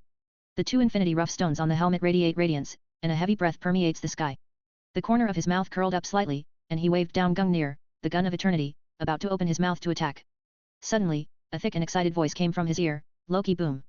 I saw a burly figure rushing straight into the sky, entwined with endless thunder, drawing a long trace in the air, and flying in front of Loki. It was Thor. The moment he saw Loki, Thor didn't talk too much nonsense, and swung Thor's hammer at Loki's head heavily. The majestic force exploded layers of air, making a sharp howling roar. However, at this time, Loki is no longer the same as in the past. With 2 infinity stones and holding the Odin artifact Eternal Spear, his strength has already surpassed Thor. Faced with Thor's angry blow, Loki just raised his eyes and glanced slightly. A terrifying purple halo flickered in the eyes. In the next second, a terrifying purple lightning erupted from his eyes, and instantly bombarded Sol's body. Sol's complexion changed drastically when he was blasted by the violent and vast terrifying force, and a mouthful of blood suddenly spewed out of his mouth, like a cannonball. He shot backwards, and rolled for an unknown number of times before he stopped. Thor floated under the clouds 10,000 meters away from Rocky. Stretching out his hand to wipe the blood overflowing from the corner of his mouth, Thor looked up at Loki and the familiar faces beside him, and he took a deep breath. Loki, my stupid brother, it's hard for me to imagine what your brain is made of. Even though you know you're not my opponent, you still rush up stupid lie Euro, Loki said with a mocking tone. Salman knew that Loki's mind had been manipulated at this time, but he still had the last hope and said, Loki, take back your war, your ambition is impossible to realize on Earth, your will has been distorted, you need help, I can help you. Don't be too self-righteous, Thor, no one can distort the will of the king of Asgard, look at me now, this is me, this is the liberation of my nature, this is my dream. Loki roared loudly, as if venting the haze that had been suppressed in his heart. He spread his hands proudly and gestured to Saul, and his voice spread throughout the world. I am the real king, a powerful king. Conquering the earth is only the first step. Asgard's footsteps will spread throughout the multiverse. Everyone, no matter who they are, must submit to my feet and worship devoutly. Give their will and soul. This is like a declaration, an announcement to the earth and even the universe. All the people in New York City looked at Rocky's handsome and ambitious face in the live broadcast. On the ground, in the communication of the Avengers team, the voice of Logan, who had already connected to the channel, suddenly came. He seems to be a peacock that makes a show. No, I think he's more like a clown on stage. Hearing someone's sarcasm, Tony replied instinctively, then looked at the huge and powerful army behind Loki, and added, well, an ambitious and powerful clown. As we guessed, Asgard has indeed experienced a civil strife. The evil Loki has been manipulated by someone, causing the opponent's ambition to increase and lead the army to conquer the earth. Natasha sighed softly. Tone, analyzed. This is basically the worst possible outcome. If that's the case, then the situation becomes more complicated, not just for Asgard, but for the man behind Loki. It doesn't matter, let them have a headache. Anyway, if there is really a more powerful guy who looks at the earth, I believe that the goddess cannot have no reaction put. No way, whoever made the earth hold a thick thigh for no reason. Tony couldn't believe it. When that time really came, the goddess would let the other party reach out. Isn't it the best evidence that Natasha saw Bart and several other golden saints appearing in New York? You must know that the title of the goddess is War and Wisdom. Isn't it some kind of weak goddess who is very civilized and martial, and she can't beat the guy who stretched out her hand to ashes? After thinking about it, maybe the goddess is already thinking about how to find that guy, and then divide his body into 5 horses, throw his soul into hell, and enjoy the 10,000-year torture package. Don't think too much, our mission is to get rid of the portal. Tony still didn't finish his sentence, but everyone knew that they couldn't handle the portal. Smart people see things differently. The situation is also developing just as Tony and the others thought. Loki's will has been distorted, and his personality has undergone tremendous changes. With the addition of 2 infinity gems, the gun of eternity, and Asgard's monopoly, it can be said that power has reached its peak. Loki's arrogant heart broke through the sky even more. He claimed to be the king of the gods who succeeded Odin. Spreading his hands, the voice resounded through the sky. Give your allegiance and let Athena come out to meet me. However, as soon as these words fell, suddenly, several terrifying breaths swept across the world in an instant, and the whole world above the sky changed color instantly, and the sky was dim, as if the whole world had come into a starry sky, of King Zhao. Bang, the endless thunder exploded, and the sacred and vast momentum made all the creatures and souls of the world tremble. Several figures turned from a building in New York into a golden light piercing the sky. When countless people couldn't react at all, several figures appeared in front of Loki. Loki's neck was grabbed tightly by a big hand, and he was lifted alive. In an instant, countless people lost their voices instantly, and the atmosphere suddenly became depressing. Only the terrifying roar of thunder echoed in my ears. Loki's original rampant arrogance was broken, and it became difficult for him to breathe. His handsome face flushed, and he stared wide-eyed at the burly figure with a dark face in front of him. You, repeat what you just said. Chapter 141. Controlled Taurus? There was a dangerous light in those green pupils. Every word seemed to have a deterrent sound that made the soul tremble, and Loki instinctively raised a trace of fear in his heart. Bart gently uttering the name, Loki looked out of the corner of his eye, and sure enough, he saw Santabu, Elvis, and others who were wearing noble and gorgeous golden holy clothes. It's just that there is a terrifying killing intent in everyone's eyes. At this time, Bart was like a volcano waiting to erupt at any time, full of terrifying energy that would destroy the world, and Loki looked like a frightened child in comparison. Compared to before, your current appearance annoys me even more. You have to be thankful that your mind has been manipulated, otherwise, I will definitely abolish you. The deep voice contained danger, and that gaze was like a sharp sword trying to pierce Loki's heart. Let go of the king. Loki was caught in this almost humiliating way, which made all the Asgardian warriors brought by Loki furious, especially the grumpy Volstagg Asgard 3 warriors directly pointed their weapons at Bart and yelled loudly. But Bart turned his head sharply. Boom! The turbulent aura erupted in an instant, and the air became blurred and distorted, visible to the naked eye under this aura. Even though Asgard's physical fitness far surpassed that of people on Earth, he was still suppressed by this aura and could hardly move. Even his thoughts, it was as if they were about to freeze. The Asgard warrior who was furious immediately froze in place. The eyes also instinctively began to dodge, not wanting to make contact with Bart's eyes. Smiley face, you guys are really brainwashed enough. Tina said angrily. When these guys get in touch with mind manipulation, they probably want to hang Loki up and hammer him. Okay, this farce should be over. Alfred said coldly. Bart nodded, looked at the 2 gemstones inlaid on Loki's helmet, and stretched out his other hand to pull them off, but Loki, who was frightened at first, showed a triumphant smile and said softly, you don't should be this close to me, Bart. Rocky's eyes burst out with bright spiritual light, and the soul gem inlaid on the helmet suddenly shot out a terrifying light yellow light beam, which directly sank into the center of Bart's eyebrows. The latter's eyes immediately changed. Bart's entire face became extremely painful, and he let go of Loki uncontrollably, covering his head with his hands. Oops, Bart. When Tina and the others saw Bart's appearance, they immediately realized something.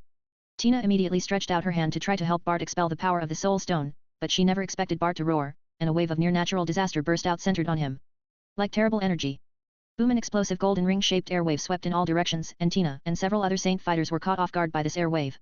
Several people flew upside down in the air for tens of thousands of meters, and they rolled over and over for an unknown number of times before they stopped. Tina, who stopped her figure, shouted anxiously, without stopping at all, her whole body turned into a golden light beam, dragging a long and straight golden beam in the air, and rushed towards Bart. But how could Loki let the plan he finally implemented fall short? He raised Gungnir, the spear of eternity, and called softly, Heimdall. Rumble! In an instant, in the infinitely distant sky, a terrifying huge beam of colorful light pierced through the space and hit the earth, landing on the earth almost instantly, with a speed even more terrifying than the speed of light.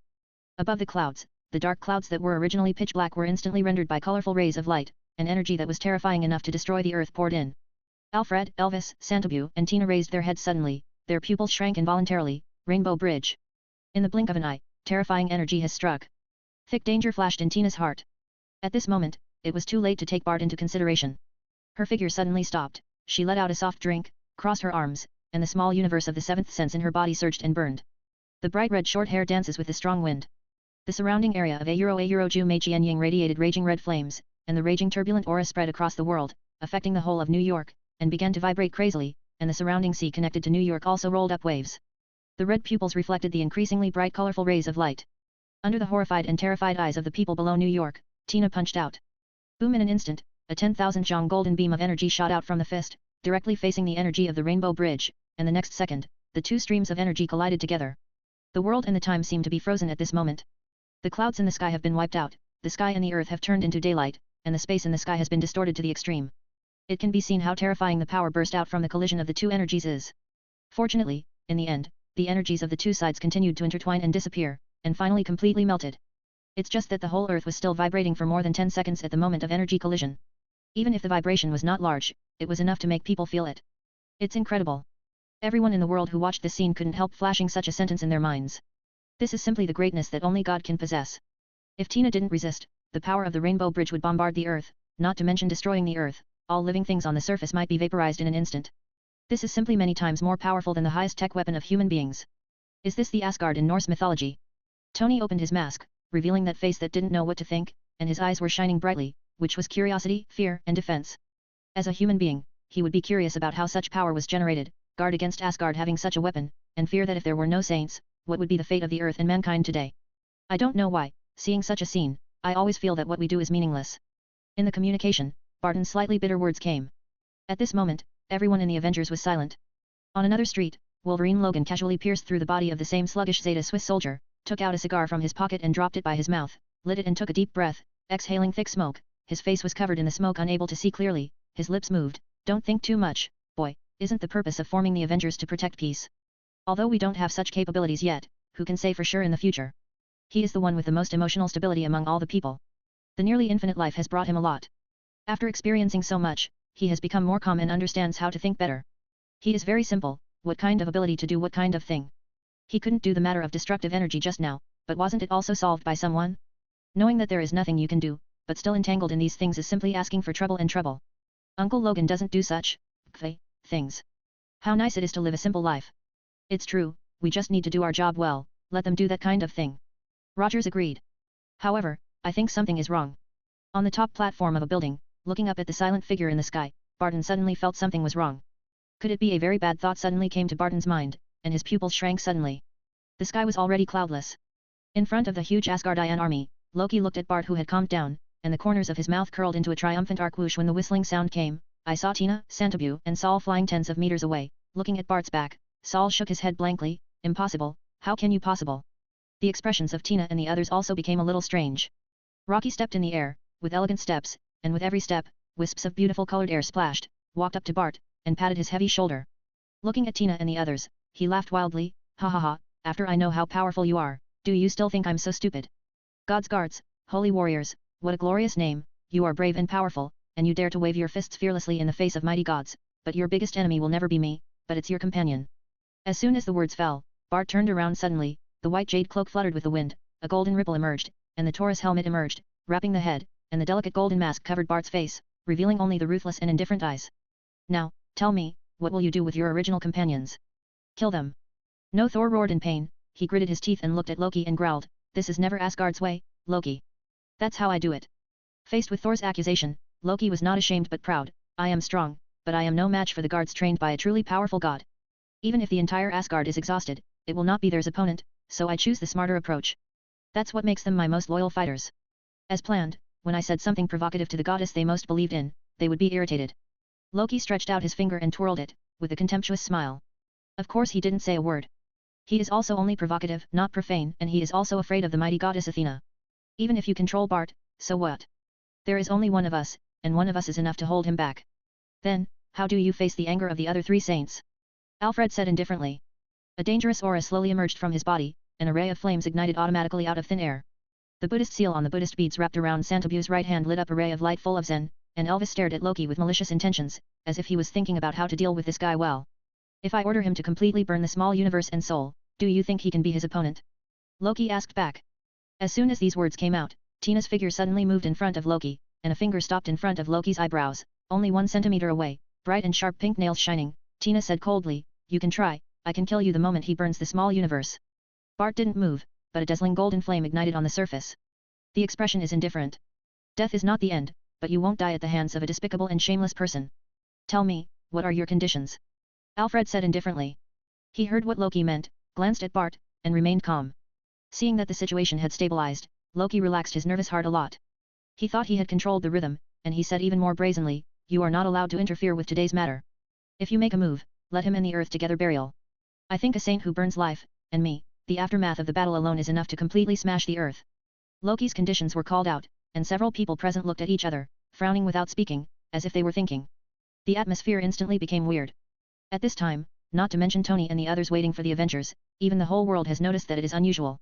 Everyone held their breath and stared at the live broadcast in front of them. In the sky aircraft carrier floating above New York, Hill stood in front of Fury, wondering, what are they talking about? Read their lips. Sir, the magnetic field in the air over there is very chaotic, and the accuracy of lip reading is less than 30%. Hill glanced at the messages on the big screen and shook his head. You guys, what exactly do you want to do? Hearing Hill's words, Fury didn't pay too much attention, his mind was running rapidly, trying to analyze the strange situation that appeared. He didn't believe that with the strength of the Saint Seiya, he would compromise with Asgard. If the stalemate persisted until now, something must have happened inside. The key point must be the Taurus Saint Seiya. Chapter 142. Buddha tens of thousands of feet above New York. Tina, Alfred, and the others looked at Loki. Sol was like an angry bull with his chest rising and falling, dressed roughly. If he could, he would have given Loki a lesson with Thor's hammer.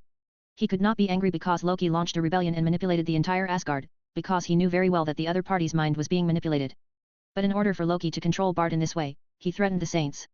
This despicable method is a disgrace to Asgard and shame on the Odinson family, Not to mention, Bart and Alfred are friends and allies of Asgard. Loki obviously ignored Thor, and he just stood there in the air, letting Tina's death-defying fingertips be between his eyebrows. He was waiting for answers from Tina and the others. Of course, he is also confident that the other party will agree. After being silent for a while, Alfred broke the silence, but he did not agree. Instead, he asked an unexpected question, "Tell me, Loki, who is helping you? You can't just rely on one person to start rebellion."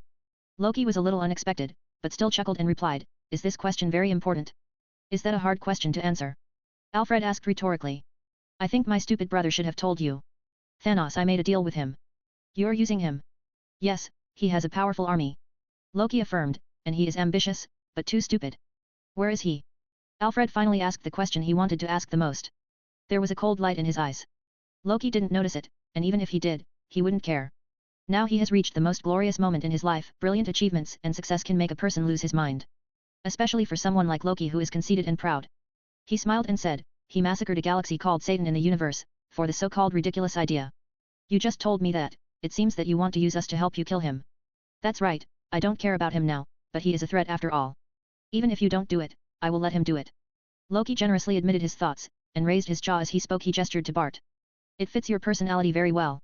Knowing the answer he wanted, Alfred nodded, looked up at the sky, as if seeing the vacuum world beyond the earth through the atmosphere, sighed and shook his head. He said something shocking, "Okay, there is no need to act, that guy is very cautious." As soon as these words came out, Loki's heart was shocked immediately, his pupils shrank suddenly, and he saw Bart, who was supposed to be controlled by his soul gem, suddenly twisted his neck, turned his back to him, and said, "Hey, it's really troublesome, I knew that guy was just a coward." Smiley face, how can someone who can use Loki to stir up troubles with the earth in Asgard, but hide behind himself, come to the earth? The words were full of disdain for Thanos, the mastermind behind the scenes. But his words are not only satirizing Thanos, but also Loki. Loki's face became distorted. He couldn't believe that the Soul Stone had no effect on Bart at all. It was also used to deceive himself by acting on the other party, but he was like a clown. "How is it possible? How is it possible? How do you?" Loki roared angrily at Bart's back. Bart turned his head and squinted at Loki, the golden flames ignited on his body slowly dissipated, and said contemptuously, "The Mind Stone is indeed powerful, you can use it to control the will of the entire Asgardian, but unfortunately, it can't control me. Pride and arrogance have blinded your eyes, Loki. From the beginning to the end, you have forgotten my identity. I am a holy warrior. How could my consciousness be manipulated by a mere gem? Are you doubting my belief?" As soon as the words fell, he suddenly turned around and stretched out his right hand to firmly hold Loki's neck, and lifted it up. Under Loki's unbelievable eyes, he even stretched out the other hand to inlay Loki's helmet. The two gems were taken out. The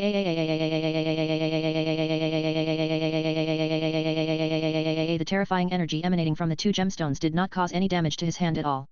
On the contrary, as Bart gripped it hard, and as an aftermath of energy exploded from the palm of his hand, the two restless gems instantly quieted down. "The real power comes from yourself, Loki, this is what the Father God once said to us." Not far away, Thor said in a deep voice. But Loki couldn't listen at all. He said angrily, "What Father God? You forgot, we still have an army, everyone." It's just that before he finished speaking, he saw Santabu not far away flicking his palm on his chest, the Buddhist bead chain wrapped in his hand danced out of thin air, and his long hair stood on end with the burning of the small universe. Zero boom.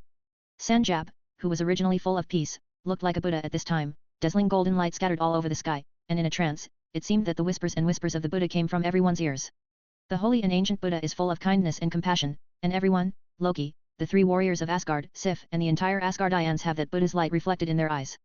The Buddha's power changed in an instant to purify and wash the power of the spiritual world in everyone's mind.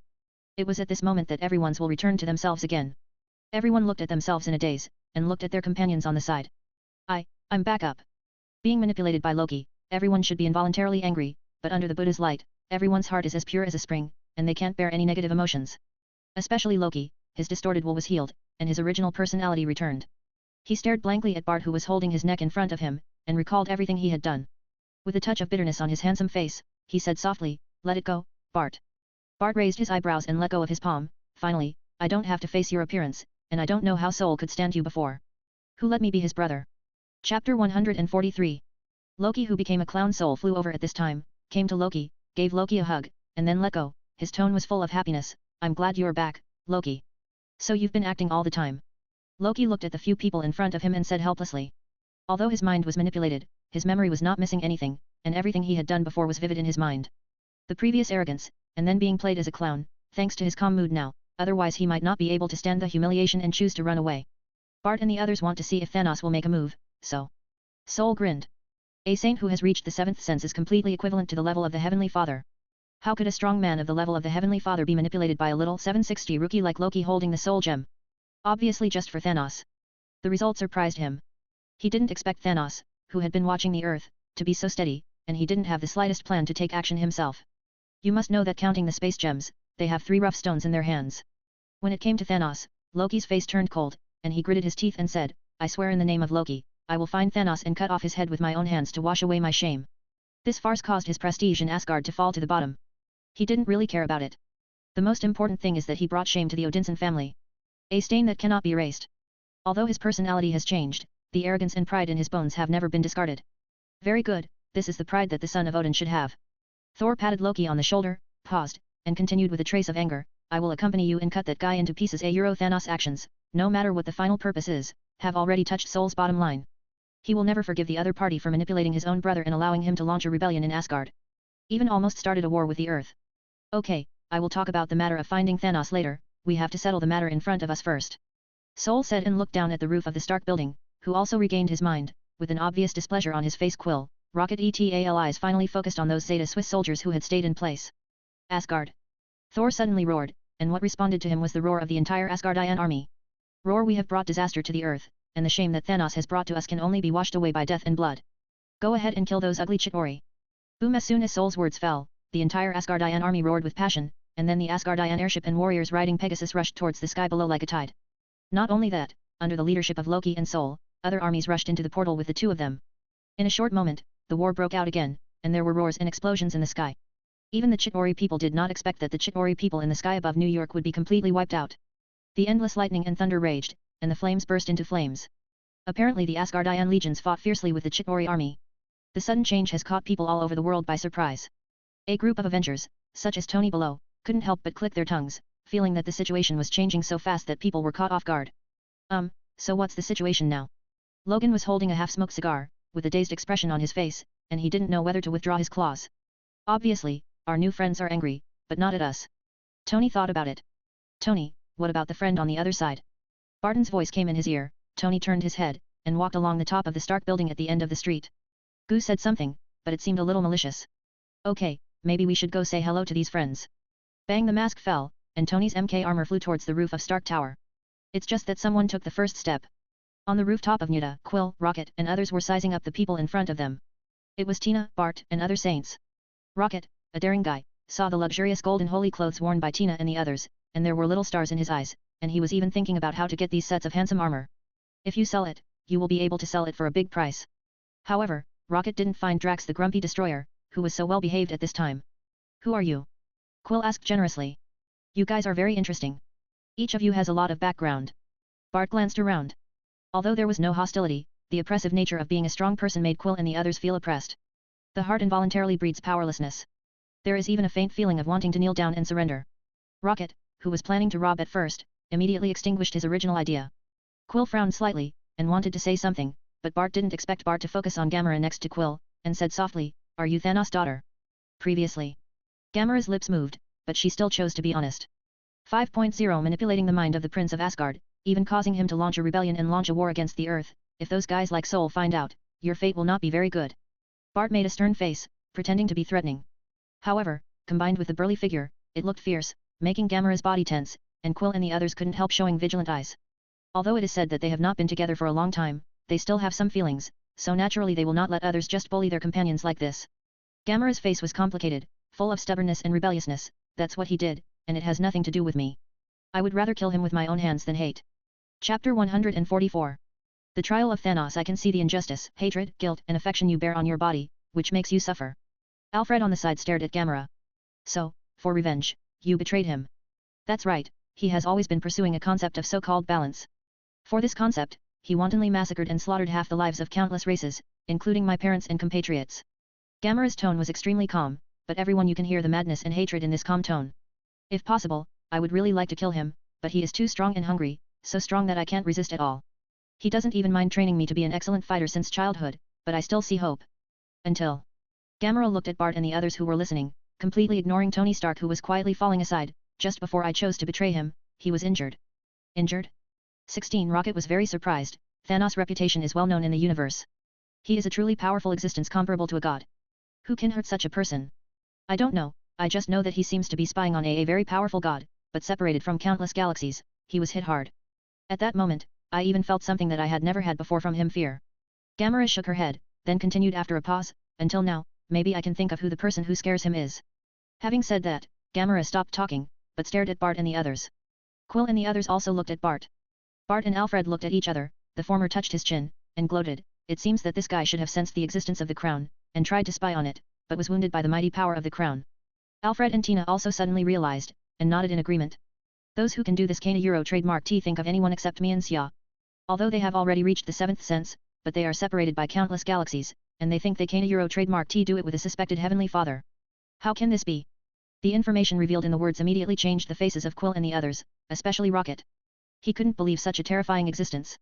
In his cognition, there are indeed many horrors in the universe that he cannot understand, but across countless light years, countless galaxies have severely injured an already extremely powerful strongman. Does such a person really exist? And it also exists in an extremely backward civilization. There was a huge wave in their hearts, especially for Gamera, who was even more excited. Bart's words undoubtedly confirmed her guess in her heart. She took a step forward, trying to reach out and grab Bart's shoulder, but she didn't. When you touch it, you will be blocked by the sacred breath of the golden cow's golden holy clothes. It even burned Gamera's hands, but Gamera didn't care. Instead, she stared at Bart and said excitedly, "Who are you talking about?"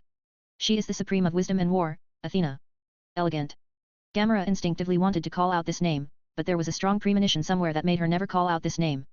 Bart glanced at Gamera, shook his head, knew what she was thinking, and said softly, "Thanos intends to provoke a war, spy on the crown, and slaughter countless innocent races. He will definitely be punished by the crown." These words are full of indifference and majesty. He was completely different from his usual optimistic and cheerful self. Facing such a situation, Bart and Tina and the others all showed the demeanor of the real guards under Athena's command. The majesty of a saint and the danger of the strong are always forged from blood, death, and corpses. Gamera, Quill, and Drax stared at Bart in a daze, as if they saw the supreme god's mansion that held divine power and controlled hundreds of millions of lives. Even Tony couldn't help but shiver in his heart at this moment. "Sir, for your safety, I suggest not to offend the gods." "I think so too." Smiley face, Tony agreed. Quill and the others are not well behaved, but Gamera is almost unable to suppress the emotions in her heart. The hatred that has been buried in her heart since she was a child has finally been vented, and her long-standing hope is about to come true. Gamera is not good at expressing, and keeps everything in her heart, so she still looks calm on the surface. Bart didn't care about these. He looked up at the portal in the sky, and through that almost terrifying sense, he had already seen that the war between Asgard and the Chitauri army was coming to an end. It has to be said that the Asgard army is so powerful that even the Chitauri army, which is considered to be quite powerful in the universe, was slaughtered almost all the way. Of course, it also includes the reasons why Loki and Thor are powerful. Whether it's Gungnir holding the eternal gun, Loki in the frost box, or Sol, who has grown in strength by leaps and bounds, it is a dimensionality reduction blow to the Chitauri. Even if the Chitauri had a mothership, they were still irresistible. Combat literacy, 760 and combat power are too different. Maybe it's outpouring of anger, maybe it's showing their strength to humans or the sanctuary, maybe it's just like this. The Asgardian warriors seem to be on hormones, their eyes are bloodshot, screaming and tearing apart Teri people. Watching Bart couldn't help his blood boil. I saw that amidst the flames, Sol seemed to feel the gaze. Under the light of the fire, he stopped his figure and looked towards the direction of the earth, meeting Bart's eyes. From the meaning revealed in Sol's eyes, Bart understood instantly, and after nodding his head, he remembered number %3 equals 4 before lowering his head to look at card/7 number +2 Mola and the others floating behind Cosmic Cube. In the eyes of other Quills and Rockets who were not willing to give up, they saw Bart directly reaching out and piercing through the energy barrier that escaped automatically around the Rubik's Cube, and there was no other abnormal phenomenon. Rubik's Cube became quiet instantly, and slowly floated into Bart's hands. The space energy maintaining the portal dissipated, and the portal above New York also began to slowly close. Seeing such a situation, Quill stretched out his finger and pointed to the sky, hesitating to speak. Chapter 145. Resignation. Loki has Gungnir, and they can open the Rainbow Bridge to return to Asgard at any time, and we don't need to care about it. Bart explained. Only then did everyone suddenly realize. Space gem, power gem, mind gem, Thanos is willing to invest so much at once for this trial. Alfred looked at the cosmic Rubik's Cube in Bart's hand, and said softly. The Infinity Stone is definitely a very powerful treasure in the universe. According to what Gamera explained at the beginning, if you gather all 6 Infinity Stones, you will have this terrible power. Even with a snap of your fingers, half of the life in the universe will die. This kind of power, let alone the 7th sense, the 8th sense. I can't do it either. A person who can slaughter half of the universe's life is his idea. This kind of person is generally not bad. In contrast, using 2 gems to test Asgard and the Earth, he can afford this deal. Tina snorted softly. Now that the 3 gems are in our hands, Thanos' calculations have completely failed, and it will be time for us to settle accounts with him. Bart said. After finishing speaking, he turned his head and glanced at the direction of the sky in the distance, and said coldly, Shield researched the Rubik's Cube in the universe and almost caused disasters for the Earth. He must be responsible for this time. A person who masters resources, power, and self-righteousness, is too dangerous, let him step down. People who don't even understand the internal situation are extremely stupid. Shield is both good and bad for the Earth, but in the end, the harm outweighs the good, especially there is the biggest scourge hidden inside Shield. Bart doesn't care about the internal affairs of Shield, but once someone's thoughts and selfish desires affect the Earth, he doesn't want to wipe that old guy's ass. I think if he's smart enough, he should know how to do it. Tony shrugged. For Nick Fury, he has always been instinctively vigilant. From the beginning to the end, he believes that Nick Fury has reservations about the Avengers. The SHIELD organization is too large and can be traced back to World War II. For decades, S.H.I.E.L.D. has hidden too many secrets. He had also hacked into the internal database of SHIELD, and discovered many unknown secrets and researches. What he learned alone was enough to shock the world. What's more, these are just the tip of the iceberg of SHIELD biochemical experiments, mysterious side research, research on demon corpses, various ancient research laboratories. Once these things are exposed, I'm afraid it will immediately cause a big wave of publicity in the world. That is to say, Tony didn't find out what inhumane human experiments these people were doing, otherwise he might directly find a way to expose it and disintegrate SHIELD. Tony knew all too well what this kind of stoppage could do to the world if it got out of hand. The cosmic Rubik's Cube was robbed is the best example. SHIELD is trying to study the Rubik's Cube, the secret of the Rubik's Cube, and even wants to weaponize the Rubik's Cube. Once this thing becomes a weapon, how terrifying will it be? Because of the Rubik's Cube, his father, Howard, developed the arc reactor, which surpassed the Earth's technological civilization for decades. The rampant technological rampage and out-of-control technology will surely bring disaster to human beings. Ambitious people, power holders, and politicians are afraid that they will rush to it. In the end, there will be war. Nick Fury concealed everyone, and researched the Rubik's Cube wantonly. To put it bluntly, it is for human beings to use their own power. But on the other hand, this is simply self-righteous, and does not estimate other people at all. This also leads to Loki stealing the Rubik's Cube, allowing the Chitauri to invade New York. There may be other factors in it, but Fury cannot escape responsibility. In the past, how angry Tony and a group of Avengers were, Nick Fury's position in SHIELD is still unshakable, and even Nick Fury can use various methods to justify his behavior. But now it is the Sanctuary that is being held accountable. Although the United States talks about the so-called freedom and human rights, under the divine right, everything is an ant, and the divine right is above everything. To break this rule, unless Tony can surpass theocracy in terms of strength. But that chance is almost zero. And Tony thinks this is not a bad thing. He has experienced too much, and the more he understands this universe and this world, the more he understands the embarrassment of the Earth's current status. What would the Earth be like without the appearance of the goddess Athena and without the protection of the sanctuary? Tony couldn't even imagine it. He is confident, and it is impossible to think that he, and even the formed Avengers Alliance, can really completely protect peace. Mephisto, who appeared first, is strong enough to make them despair. The Earth has been blessed by a powerful god, and a sanctuary has been established. Although the sanctuary is above human beings, it will never interfere with various entanglements between human races. This is already considered a great fortune. Tony is willing to rely on the goddess Athena. The thing holding the thigh is still a powerful goddess thigh. Tony has never felt ashamed. As for Nick Fury, Tony can only gloat and let the old guy pretend to be mysterious every day. Bart gave Tony a weird look. He always felt that this guy seemed to be thinking about something bad. He shook his head and ignored it. He looked at Quill and the others.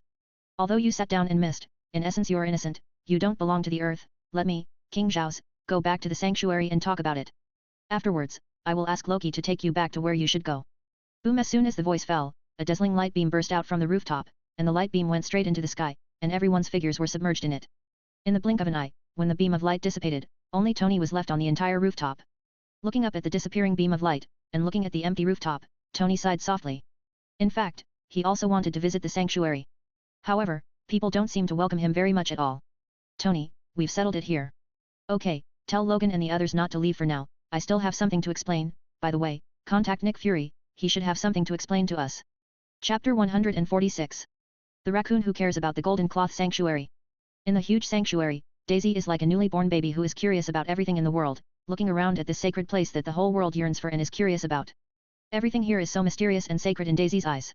Buildings full of medieval ancient Greek style, the quiet buildings, mountains, and rivers, and stone pillars. The most important thing is the sacred zodiac floating in the sky and the Pope's palace at the end. It's too big. If you just walk, you may not have enough time to browse the sanctuary in 1 month. What's more, Daisy couldn't go to the zodiac that Daisy wanted to see the most, because she couldn't fly. Oh, I superscript 1 yen, oh alas Daisy, who was full of sighs, wobbled and walked towards the goddess square while taking pictures with her mobile phone. There is a goddess statue fountain in the square, hence the name. As soon as she came to the center of the square, Daisy saw Jane with a bright smile and Bart. Tina and the others were talking about something, especially Jane, who seemed to be talking about something interesting about 760, waving her hands unconsciously. Bart and Tina the two nodded while listening. What surprised Daisy the most was that beside everyone, there were a few particularly strange ones. People? A standing raccoon with a metal backpack on its back, a tree man, a green-skinned woman, and a gray-skinned, burly, bald man all looked menacing and terrifying. Although a little surprised, Daisy still took steps, trotted over, landed on her best friend's shoulder with a big jump, put her chin on her shoulder and said with a smile. Hey Bart, Tina, what are you talking about? I'm introducing my research to Tina and Bart. Jane, who was babbling like this, was interrupted by Daisy's pounce, and Jane, who was a little bit unfinished, gave her best friend a blank look, and then explained, and then seemed to think of something, he asked enthusiastically, how was your shopping? Did you take any interesting photos? Wow, how did Bart and Tina understand your research? It's all about data. Looking at the expressions of Bart and Tina, Daisy, knew what Jane had done before, and said with a smile, then picked up the phone to show Jane, and introduced her achievements vividly. Bart put his hands on his hips and said with a smile, you can stay here for a while, and I will take you to the sanctuary and enjoy the time here. Tina knew that Jane and Daisy were Bart's friends, and the two girls' cheerful and cute personalities also made her very fond of them, so she also said kindly, in addition to practicing, we usually travel to other places, for example, I am looking for many very primitive planets in the dimension of the main god. The nature and vegetation there are very primitive, full of natural vitality, and there are many interesting creatures. You can also swim, go to the forest, and eat the fruits, barbecue, and seafood there. They are very delicious. Wow, my mouth is watering. Daisy nodded frantically like a chicken pecking at rice with a greedy look on her face. Jane was a little embarrassed. Will this bother you too much? Will it delay your cultivation and mission execution? In her eyes, most of Bart's saints who guard the peace should be very busy, and she would naturally feel uneasy just because of them wasting Bart's and Tina's time. That once thought Bart smiled and shook his head, most of the time we are cultivating, but now we have broken through to the seventh sense. Basically, we can let go of ordinary cultivation. It is to understand the accumulation of stars outside the small universe, and to cultivate tactics. In a hurry. Well, thank you, Bart. We're all friends, thank you. Bart waved his hand, we all have picnics from time to time in our spare time to relax. I can't wait to say that. Daisy imagined that she could participate in the feast of Saint Cia, whom countless people admired. If she said it out, or even took a selfie, she would definitely make her the focus of the world. Quill and the others on the side are actually quite envious. Of course, the envy is not the atmosphere, but the envy of Daisy and Jane, two ordinary humans, who can actually make friends with a group of strong people. This is really lucky. Elvis noticed Quill's expression, like a little son, and showed a warm smile. Gull, please join us. It just so happens that we also want to know something about the universe. You all used to be rewards for wandering the universe. Gold Hunter, with rich experience, can explain it to us. Euro, of course, it's our duty. Quill and Rocket looked at each other, and immediately patted their chests excitedly. Ding dong. At this time, there was a crisp sound like water drops falling into the water, and Bart, Tina, and the others suddenly raised their heads and looked in the direction of the Pope's palace. What happened? Jane looked at Bart blankly. Bart turned his head and looked over, and said softly, the Pope is calling us, you take a rest here, we will come later. Smiley face, okay, let's go. Bart nodded, and the silhouettes of several people immediately turned into golden beams of light and flew towards the Pope's palace with a bang. Wow, they fly really fast. Rocket raised his furry head, his nimble eyes were full of envy, his ears moved, and he suddenly looked up at Quill. They are so handsome, Quill, if we can have such a battle armor. It's just that the Rockets haven't finished speaking. Quill, who knows Rocket's virtue, Gamera immediately waved his hand and refused, with a face full of resistance. No, no, no, boy, don't think about it, I don't want to accompany you to find death, thinking of what you want to do, I want to pee my pants. Rocket, be honest, they are not ordinary people, immediately extinguish your thoughts. Oh, you guys seem to be getting a little overwhelmed, I just think that suit of armor is cool. Rocket waved his hand, as if you were afraid of a hammer. Quill and Gamera narrowed their eyes, speechless in their hearts, and Drax suddenly said, I think Quill and Gamera are right, they are both gods and goddesses. Rocket, you shouldn't have any thoughts, or they'll crush your brains. Okay, I'm terrified by your threats. Rocket Tower shrugged. Chapter 147. I lost my wife and lost my army. Pope Roof. Bart, Tina, and a group of saints who have broken through to the seventh sense have all gathered and are looking at Pope Kyle in front of them with solemnity. Most of you already know what happened today. Kyle's red lips parted slightly, and his voice spread to everyone's ears. The evil from far away snooped on the great crown without authorization, and suffered heavy damage. However, he did not give up and tried to start a war, which spread to Asgard and the earth, and was stained with blood donations from countless races. It is too difficult to write. Bart, Tina, Alfred, the three of you are going to find the person who will judge the evil. Yes, His Excellency the Pope. The three of Bart did not hesitate, and immediately responded respectfully with their right hands clenched in front of their chests. Kyle tapped his jaw, looked at the others, and swept across Ella, Santabu, and others one by one, with a trace of appreciation and satisfaction in his cold voice, "You are very good, you can break through in such a short period of time. To the seventh sense, but the seventh sense is never the end, I believe you should understand." "I'll wait until I understand." Everyone knows very well that although it is indeed exciting to break through the seventh sense, it is only the starting point. In the inheritance of the Saint Cloth, they can see with their own eyes the strength of the predecessors of the generations of the Saint Cia, surpassing the eighth sense became a real god. Compared to these predecessors, there is no doubt that they are too weak. With the oppression, pride, and conceit of these ancestors, these emotions never appear on them, and some only have a sense of urgency and motivation. All of them vowed to become the strongest saint warrior and the most powerful guardian of Athena. The monstrous fighting spirit in her eyes made Kyle even more satisfied. These are the fighters she cultivated with her own hands. The sense of satisfaction and accomplishment filled her heart and lungs. In addition, you are sitting in the sanctuary. In the future, a group of children will come to the sanctuary and be trained by you. Yes, His Excellency the Pope. Everyone nodded, and there was a hint of excitement in their eyes. Now it is obvious that the sanctuary is going to train new saints on a large scale. After Kyle explained, Bart stretched out his hand, and saw the streamer of light flashing in his palm, the pale yellow mind gem, the cosmic Rubik's Cube, and the purple power gem emerged. "My lord, this is the Infinity Stone sent by Thanos." With Bart's teasing words, everyone couldn't help but twitch the corners of their mouths. "Isn't it? Thanos will lose his wife and lose his army." Originally, he just wanted to set off civil strife in Asgard through Loki. He was testing the situation of the Earth and Asgard. As a result, the power gem and space gem did not only did he get it, but he also sent the soul stone over. Now that the gems are in their hands, Thanos' plan to collect 6 infinite gems has been completely defeated. Thanos wants to the gem from Sanctuary, and the probability of this is infinitely close to 0. Kyle couldn't help being amused, but fortunately he still maintained his majestic appearance. Stretching out his jade hand, he saw the 3 gemstones floating in Bart's palm slowly floating towards Kyle, but without any movement, the Infinity Stone turned into a ray of light and disappeared. The red lips parted slightly. "Go." Bang, the dozen or so beams of light reflected in his eyes scattered like fireworks, and Kyle fell into deep thought. Just as she thought before, the so-called Battle of New York, the Asgard Rebellion, Loki being manipulated and so on are nothing more than a farce in her eyes. From the beginning to the end, she didn't put Thanos in her eyes either. She also doesn't particularly care about the 3 infinite rough stones of mind, power, and space. These things that countless people in the universe are crazy about are just a few stones to her. However, Thanos' actions still angered Kyle. For this purpose, 3 gold-ranked saints were specially dispatched. Of course, in addition to this, some information is also collected in the universe. It is an inevitable result for the future sanctuary to enter the universe. To cultivate saint fighters, resources will always be an inescapable topic. Kyle is strong, and it is impossible to create a lot of resources out of thin air. Forget it, don't think so much, go on vacation and travel. The impact of World War I in New York was almost earth-shaking, like a powder keg that ignited a string in people's hearts. Hell,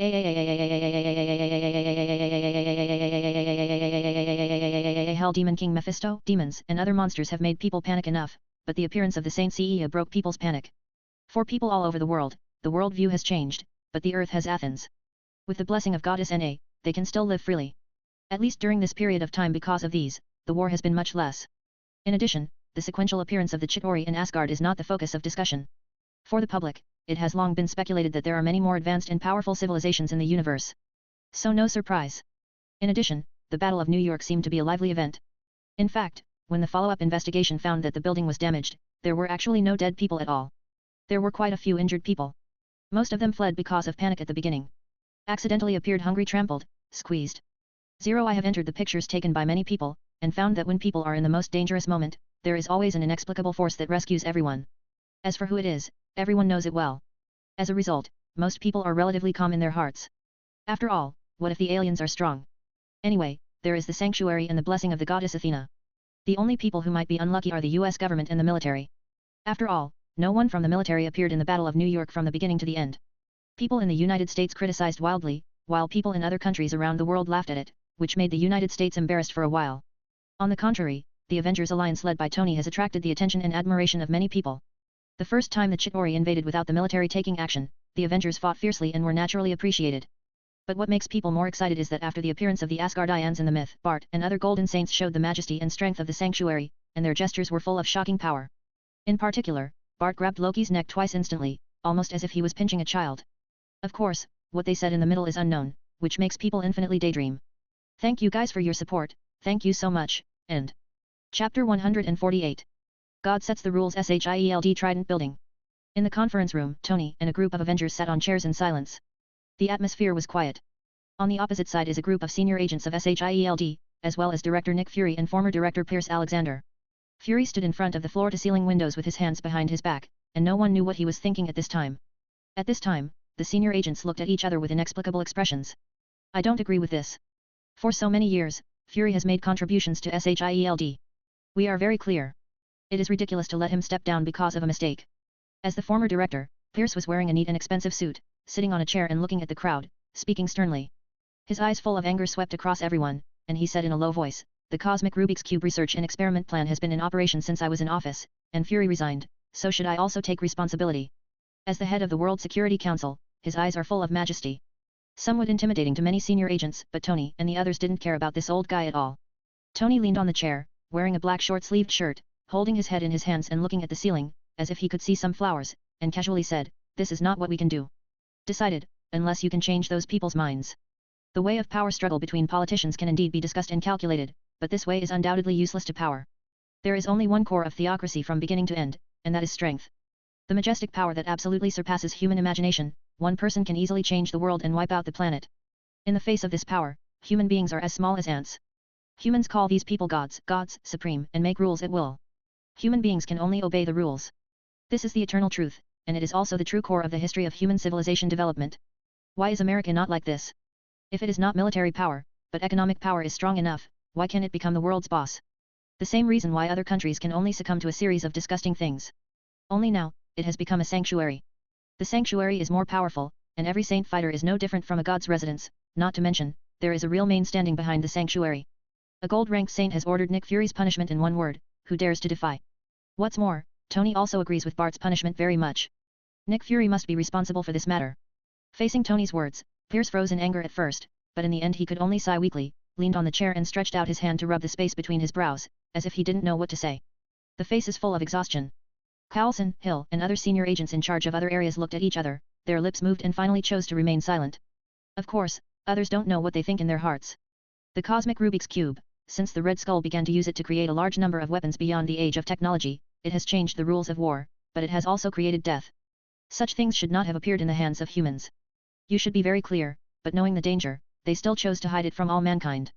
Captain Rogers tapped on the table with an oil-based pen in his right hand, his face was full of displeasure. It's also this thing that attracted the attention of enemies outside the universe and started the Battle of New York. The purpose of our formation of the Avengers is to protect peace, not to wipe the of SHIELD. You are holding humans to carry out the most risky experiments. As a soldier who came out of the war years, Rogers saw too many deaths. During the war, countless comrades and enemies fell in front of him and fell in a pool of blood. Until now, when he sleeps, he can dream of the dead bodies one after another, those eyes staring at him unwillingly. As if telling yourself something. It is precisely because of this that he is full of anger at Nick Fury and S.H.I.E.L.D's self-righteous approach. He even wanted to propose disbanding SHIELD if he could. But so far, the existence of SHIELD is more beneficial than disbanding, so he didn't propose. The rest of the Avengers were all silent and did not express anything, but isn't silence a sign of support? There was a wave of fluctuation in Pierce's eyes, and a smile flashed in his eyes.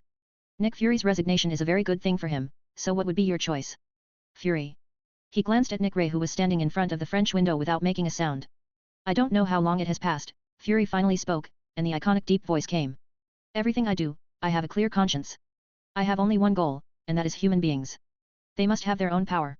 Human beings can rely on the sanctuary and the protection of the gods, but we don't know how long this protection can last. No. He turned around slowly, his one eye still full of sharpness. His knife-like eyes swept over everyone, and he walked slowly to his own seat, leaning forward slightly, with his hands resting on the glass table.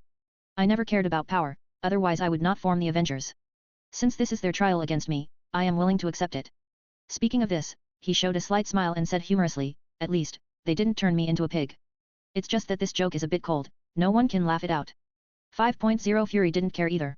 He pulled out the chair, sat down, and said relaxedly, I'm already thinking about where to go on vacation after retirement. I heard that there are many beautiful girls in Hawaii. Director. Carlson opened his mouth, wanting to say something. Fury stretched out his hand to interrupt, and knocked on the table. If you do something wrong, you will be responsible. I treat you like this, and I should do the same. Then, the next step is to propose who will be the next director after I retire. Do you have any suggestions?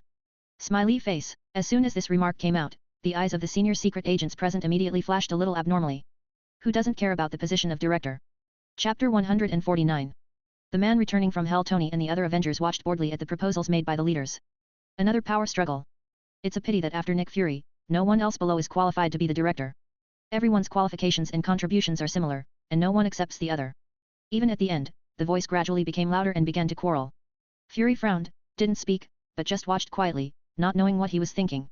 However, when everyone was so noisy that their faces were flushed, suddenly, the bright lights in the meeting room suddenly started to flicker. In the next second, the alarm sounded. Beep. Beep. Beep. Everyone's complexion changed drastically. Johnny, who was watching the play, turned his head to look at the most empty part of the conference room, and a ray of flame flashed in his eyes. The breath of hell. The hoarse voice came out of his mouth, and immediately attracted everyone's attention. Everyone stood up suddenly, and took out their weapons to point in that direction. Ong 16, the lights kept flickering, and a shield agent felt strange, but Tony and others felt a familiar voice in everyone's ears.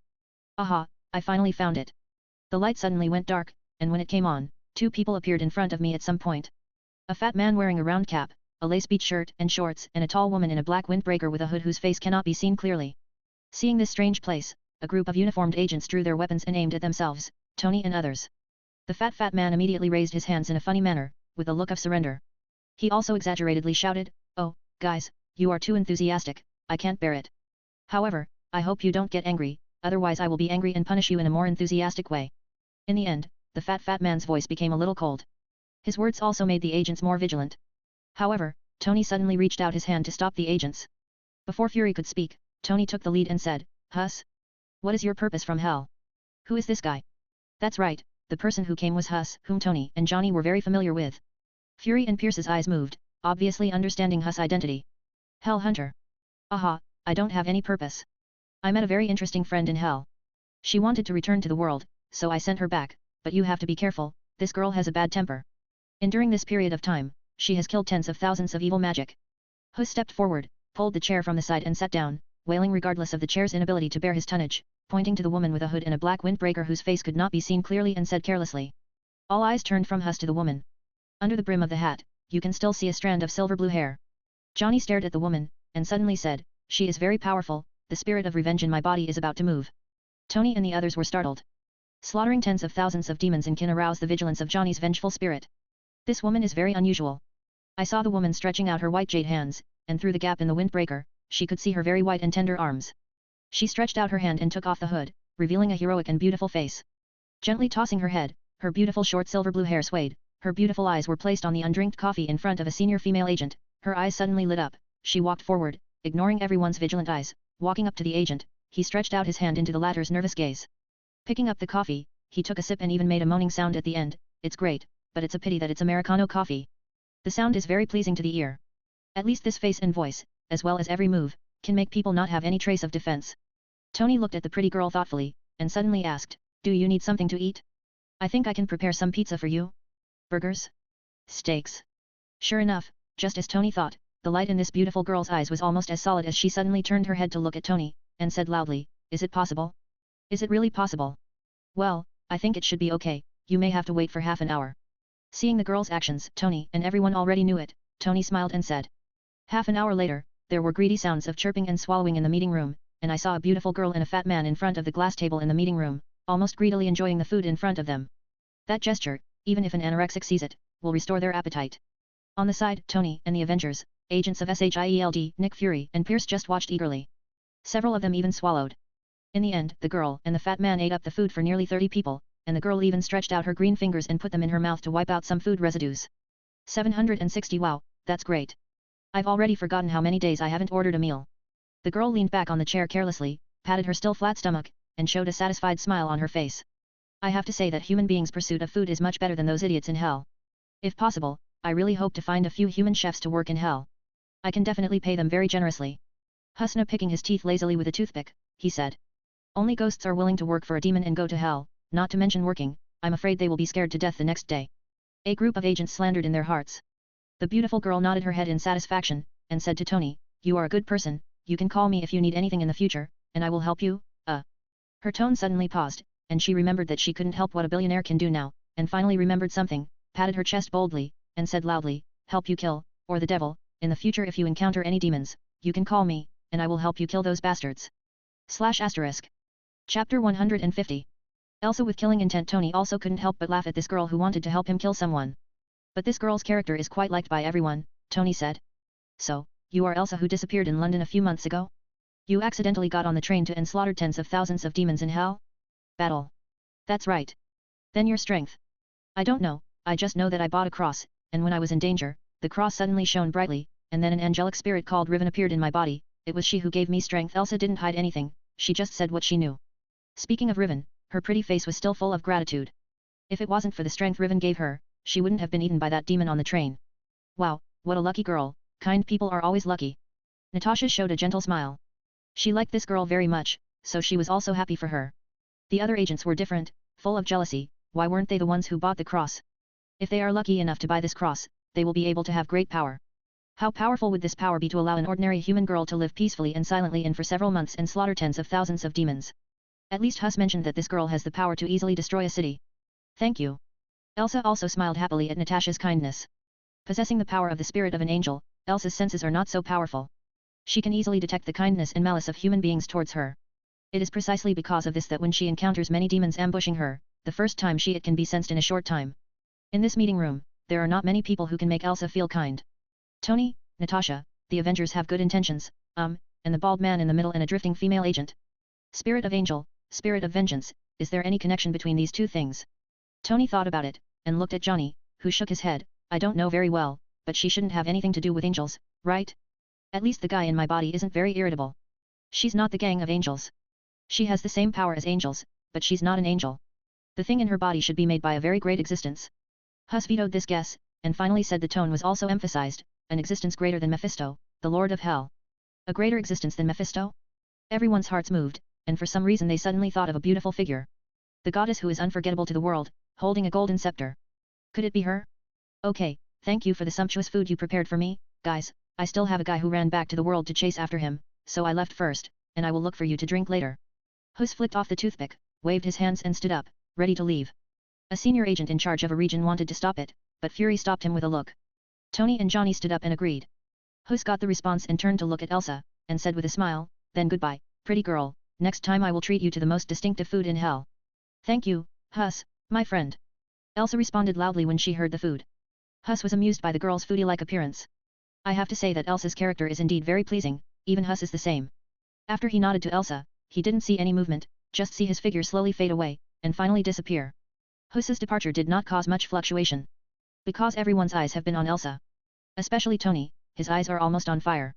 Of course it's not other ideas, but I want to take a fancy to Elsa. I hope Elsa can join the Avengers. After all, a super warrior who can live alone in for several months and kill tens of thousands of demons, join the Avengers, can definitely double the strength of the Avengers. A cutting-edge combat power can allow the Avengers to deal with many unhandled events. Elsa, a Euro. But before Tony could open his mouth, Pierce wanted to say something. He would never let go of such an opportunity. A girl who looks silly, sweet, and powerful, looks like absolutely foolish. However, Pierce just opened his mouth, but Elsa, who looked a little cute at first, immediately frowned. Directly interrupted Pierce, you old man is very interesting, obviously I don't know you, why do you have such strong malice towards me? Elsa's pupils burst into a bright and beautiful light, staring at Pierce. An extremely terrifying aura slowly spread from her body. Suddenly, in a trance, everyone present seemed to see the terrifying mountain of corpses and sea of a euro blood from behind Elsa. Demon corpses fill the world. Everyone even felt the slightest difficulty in breathing. Forehead constantly in a cold sweat. And Pierce, who was facing Elsa's aura, was even more unbearable. His whole body was trembling constantly, and his face was distorted by fear. His voice was a little dry, and he looked at Elsa who seemed to have changed into a different person in fear, and wanted to defend himself, but he stuttered, you are right, it is possible for me, some misunderstanding. Faced with this sudden situation, all the people present couldn't help but frown. Tony, the others, and Nick Fury stared straight at Pierce, the former director of SHIELD. They really didn't expect that the former director Pierce would have strong malice towards Elsa who had just met. For what? Everyone's thoughts circulated and they began to think. As for Elsa, who narrowed her eyes slightly, she ignored Pierce's explanation, and said softly, although I didn't understand many things in the past, and it's the same now, she endowed me with talents that ordinary people can't match. This talent allows me to see through a lot of things, especially the kindness and malice of others towards me. With so many people here, your malice is like the greedy demons in hell. You want to study me, you want to throw me on the test bench, cut my chest open, and cut my flesh into pieces. Your viciousness shocked me, and told me from my experience the best way now is to kill you. The voice was already so pleasant and beautiful, but the meaning of these words made everyone on the field couldn't help being shocked. I got to know this beautiful girl Elsa again. She is not only a British girl who seems to be obsessed with what she eats, but also a warrior who has fought dozens of times and hundreds of fierce battles with demons in hell. The atmosphere instantly became chilling. Elsa, seeing that the situation was not good, Rogers called out to Elsa under strong pressure, hoping that Elsa could calm down. Smiley face, it's a pity that Elsa is not the cute girl who didn't understand anything, but a warrior who has transformed. Especially after living in for several months, her rhythm has not been fully adjusted for a while. Her current state is like a hedgehog defending. Any disturbance, any hostility will make her immediately burst into killing intent. Instinct. Instinctively protect yourself, and mercilessly kill any enemies that are malicious to you. On hearing the whistling sound in his ears, he saw a blur in front of his eyes, and Elsa's figure had disappeared from the seat. Rogers, Tony, and the others immediately thought that something was wrong, and turned their heads suddenly to look, and sure enough, they saw the disappearing figure. Elsa has already appeared in front of Pierce. A jade hand grabbed Pierce's neck and lifted him up. The latter's face turned red, and he grabbed Elsa's wrist with both hands, trying to struggle, but Elsa's hand was like an iron clamp, which could not be shaken at all. No, you want to mess around, this is a misunderstanding. Pierce blushed, feeling dizzy and lack of oxygen in his head, so he could only explain with difficulty.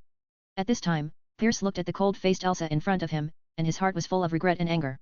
The regret is that he never thought that this girl would have such an ability.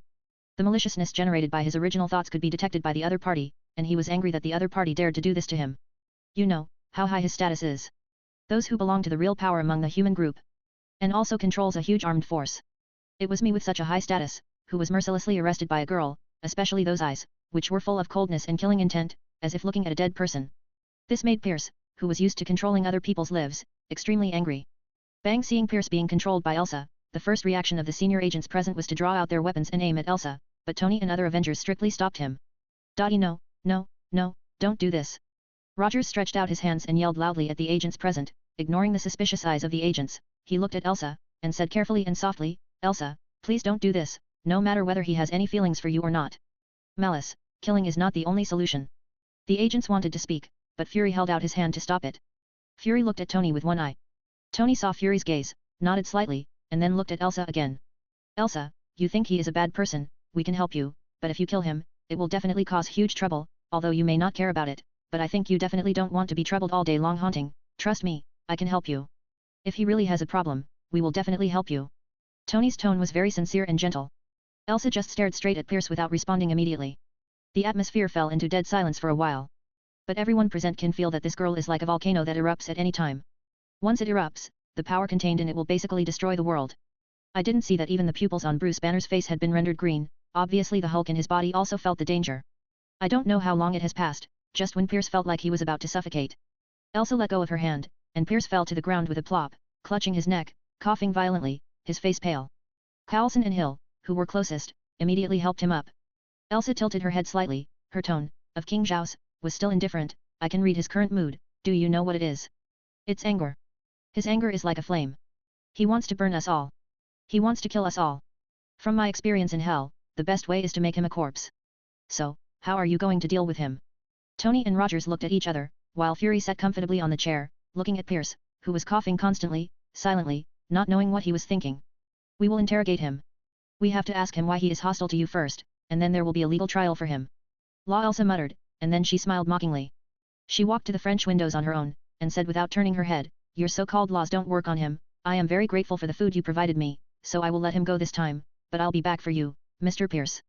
Bang! The floor-to-ceiling windows shattered, and with a wave of air, Elsa's whole body immediately turned into a beam of light and rushed straight to the end of the sky. In an instant, a long straight line was drawn in the sky, and the whole person disappeared into the sky. The agents under the Trident building looked up at the sky suspiciously, knowing what happened. In the meeting room, after Pierce recovered, he saw a pair of scrutinizing eyes. Tony folded his hands on his chest, sat on the chair, stared at Pierce and said, Mr. Pierce, I think you might have something to say.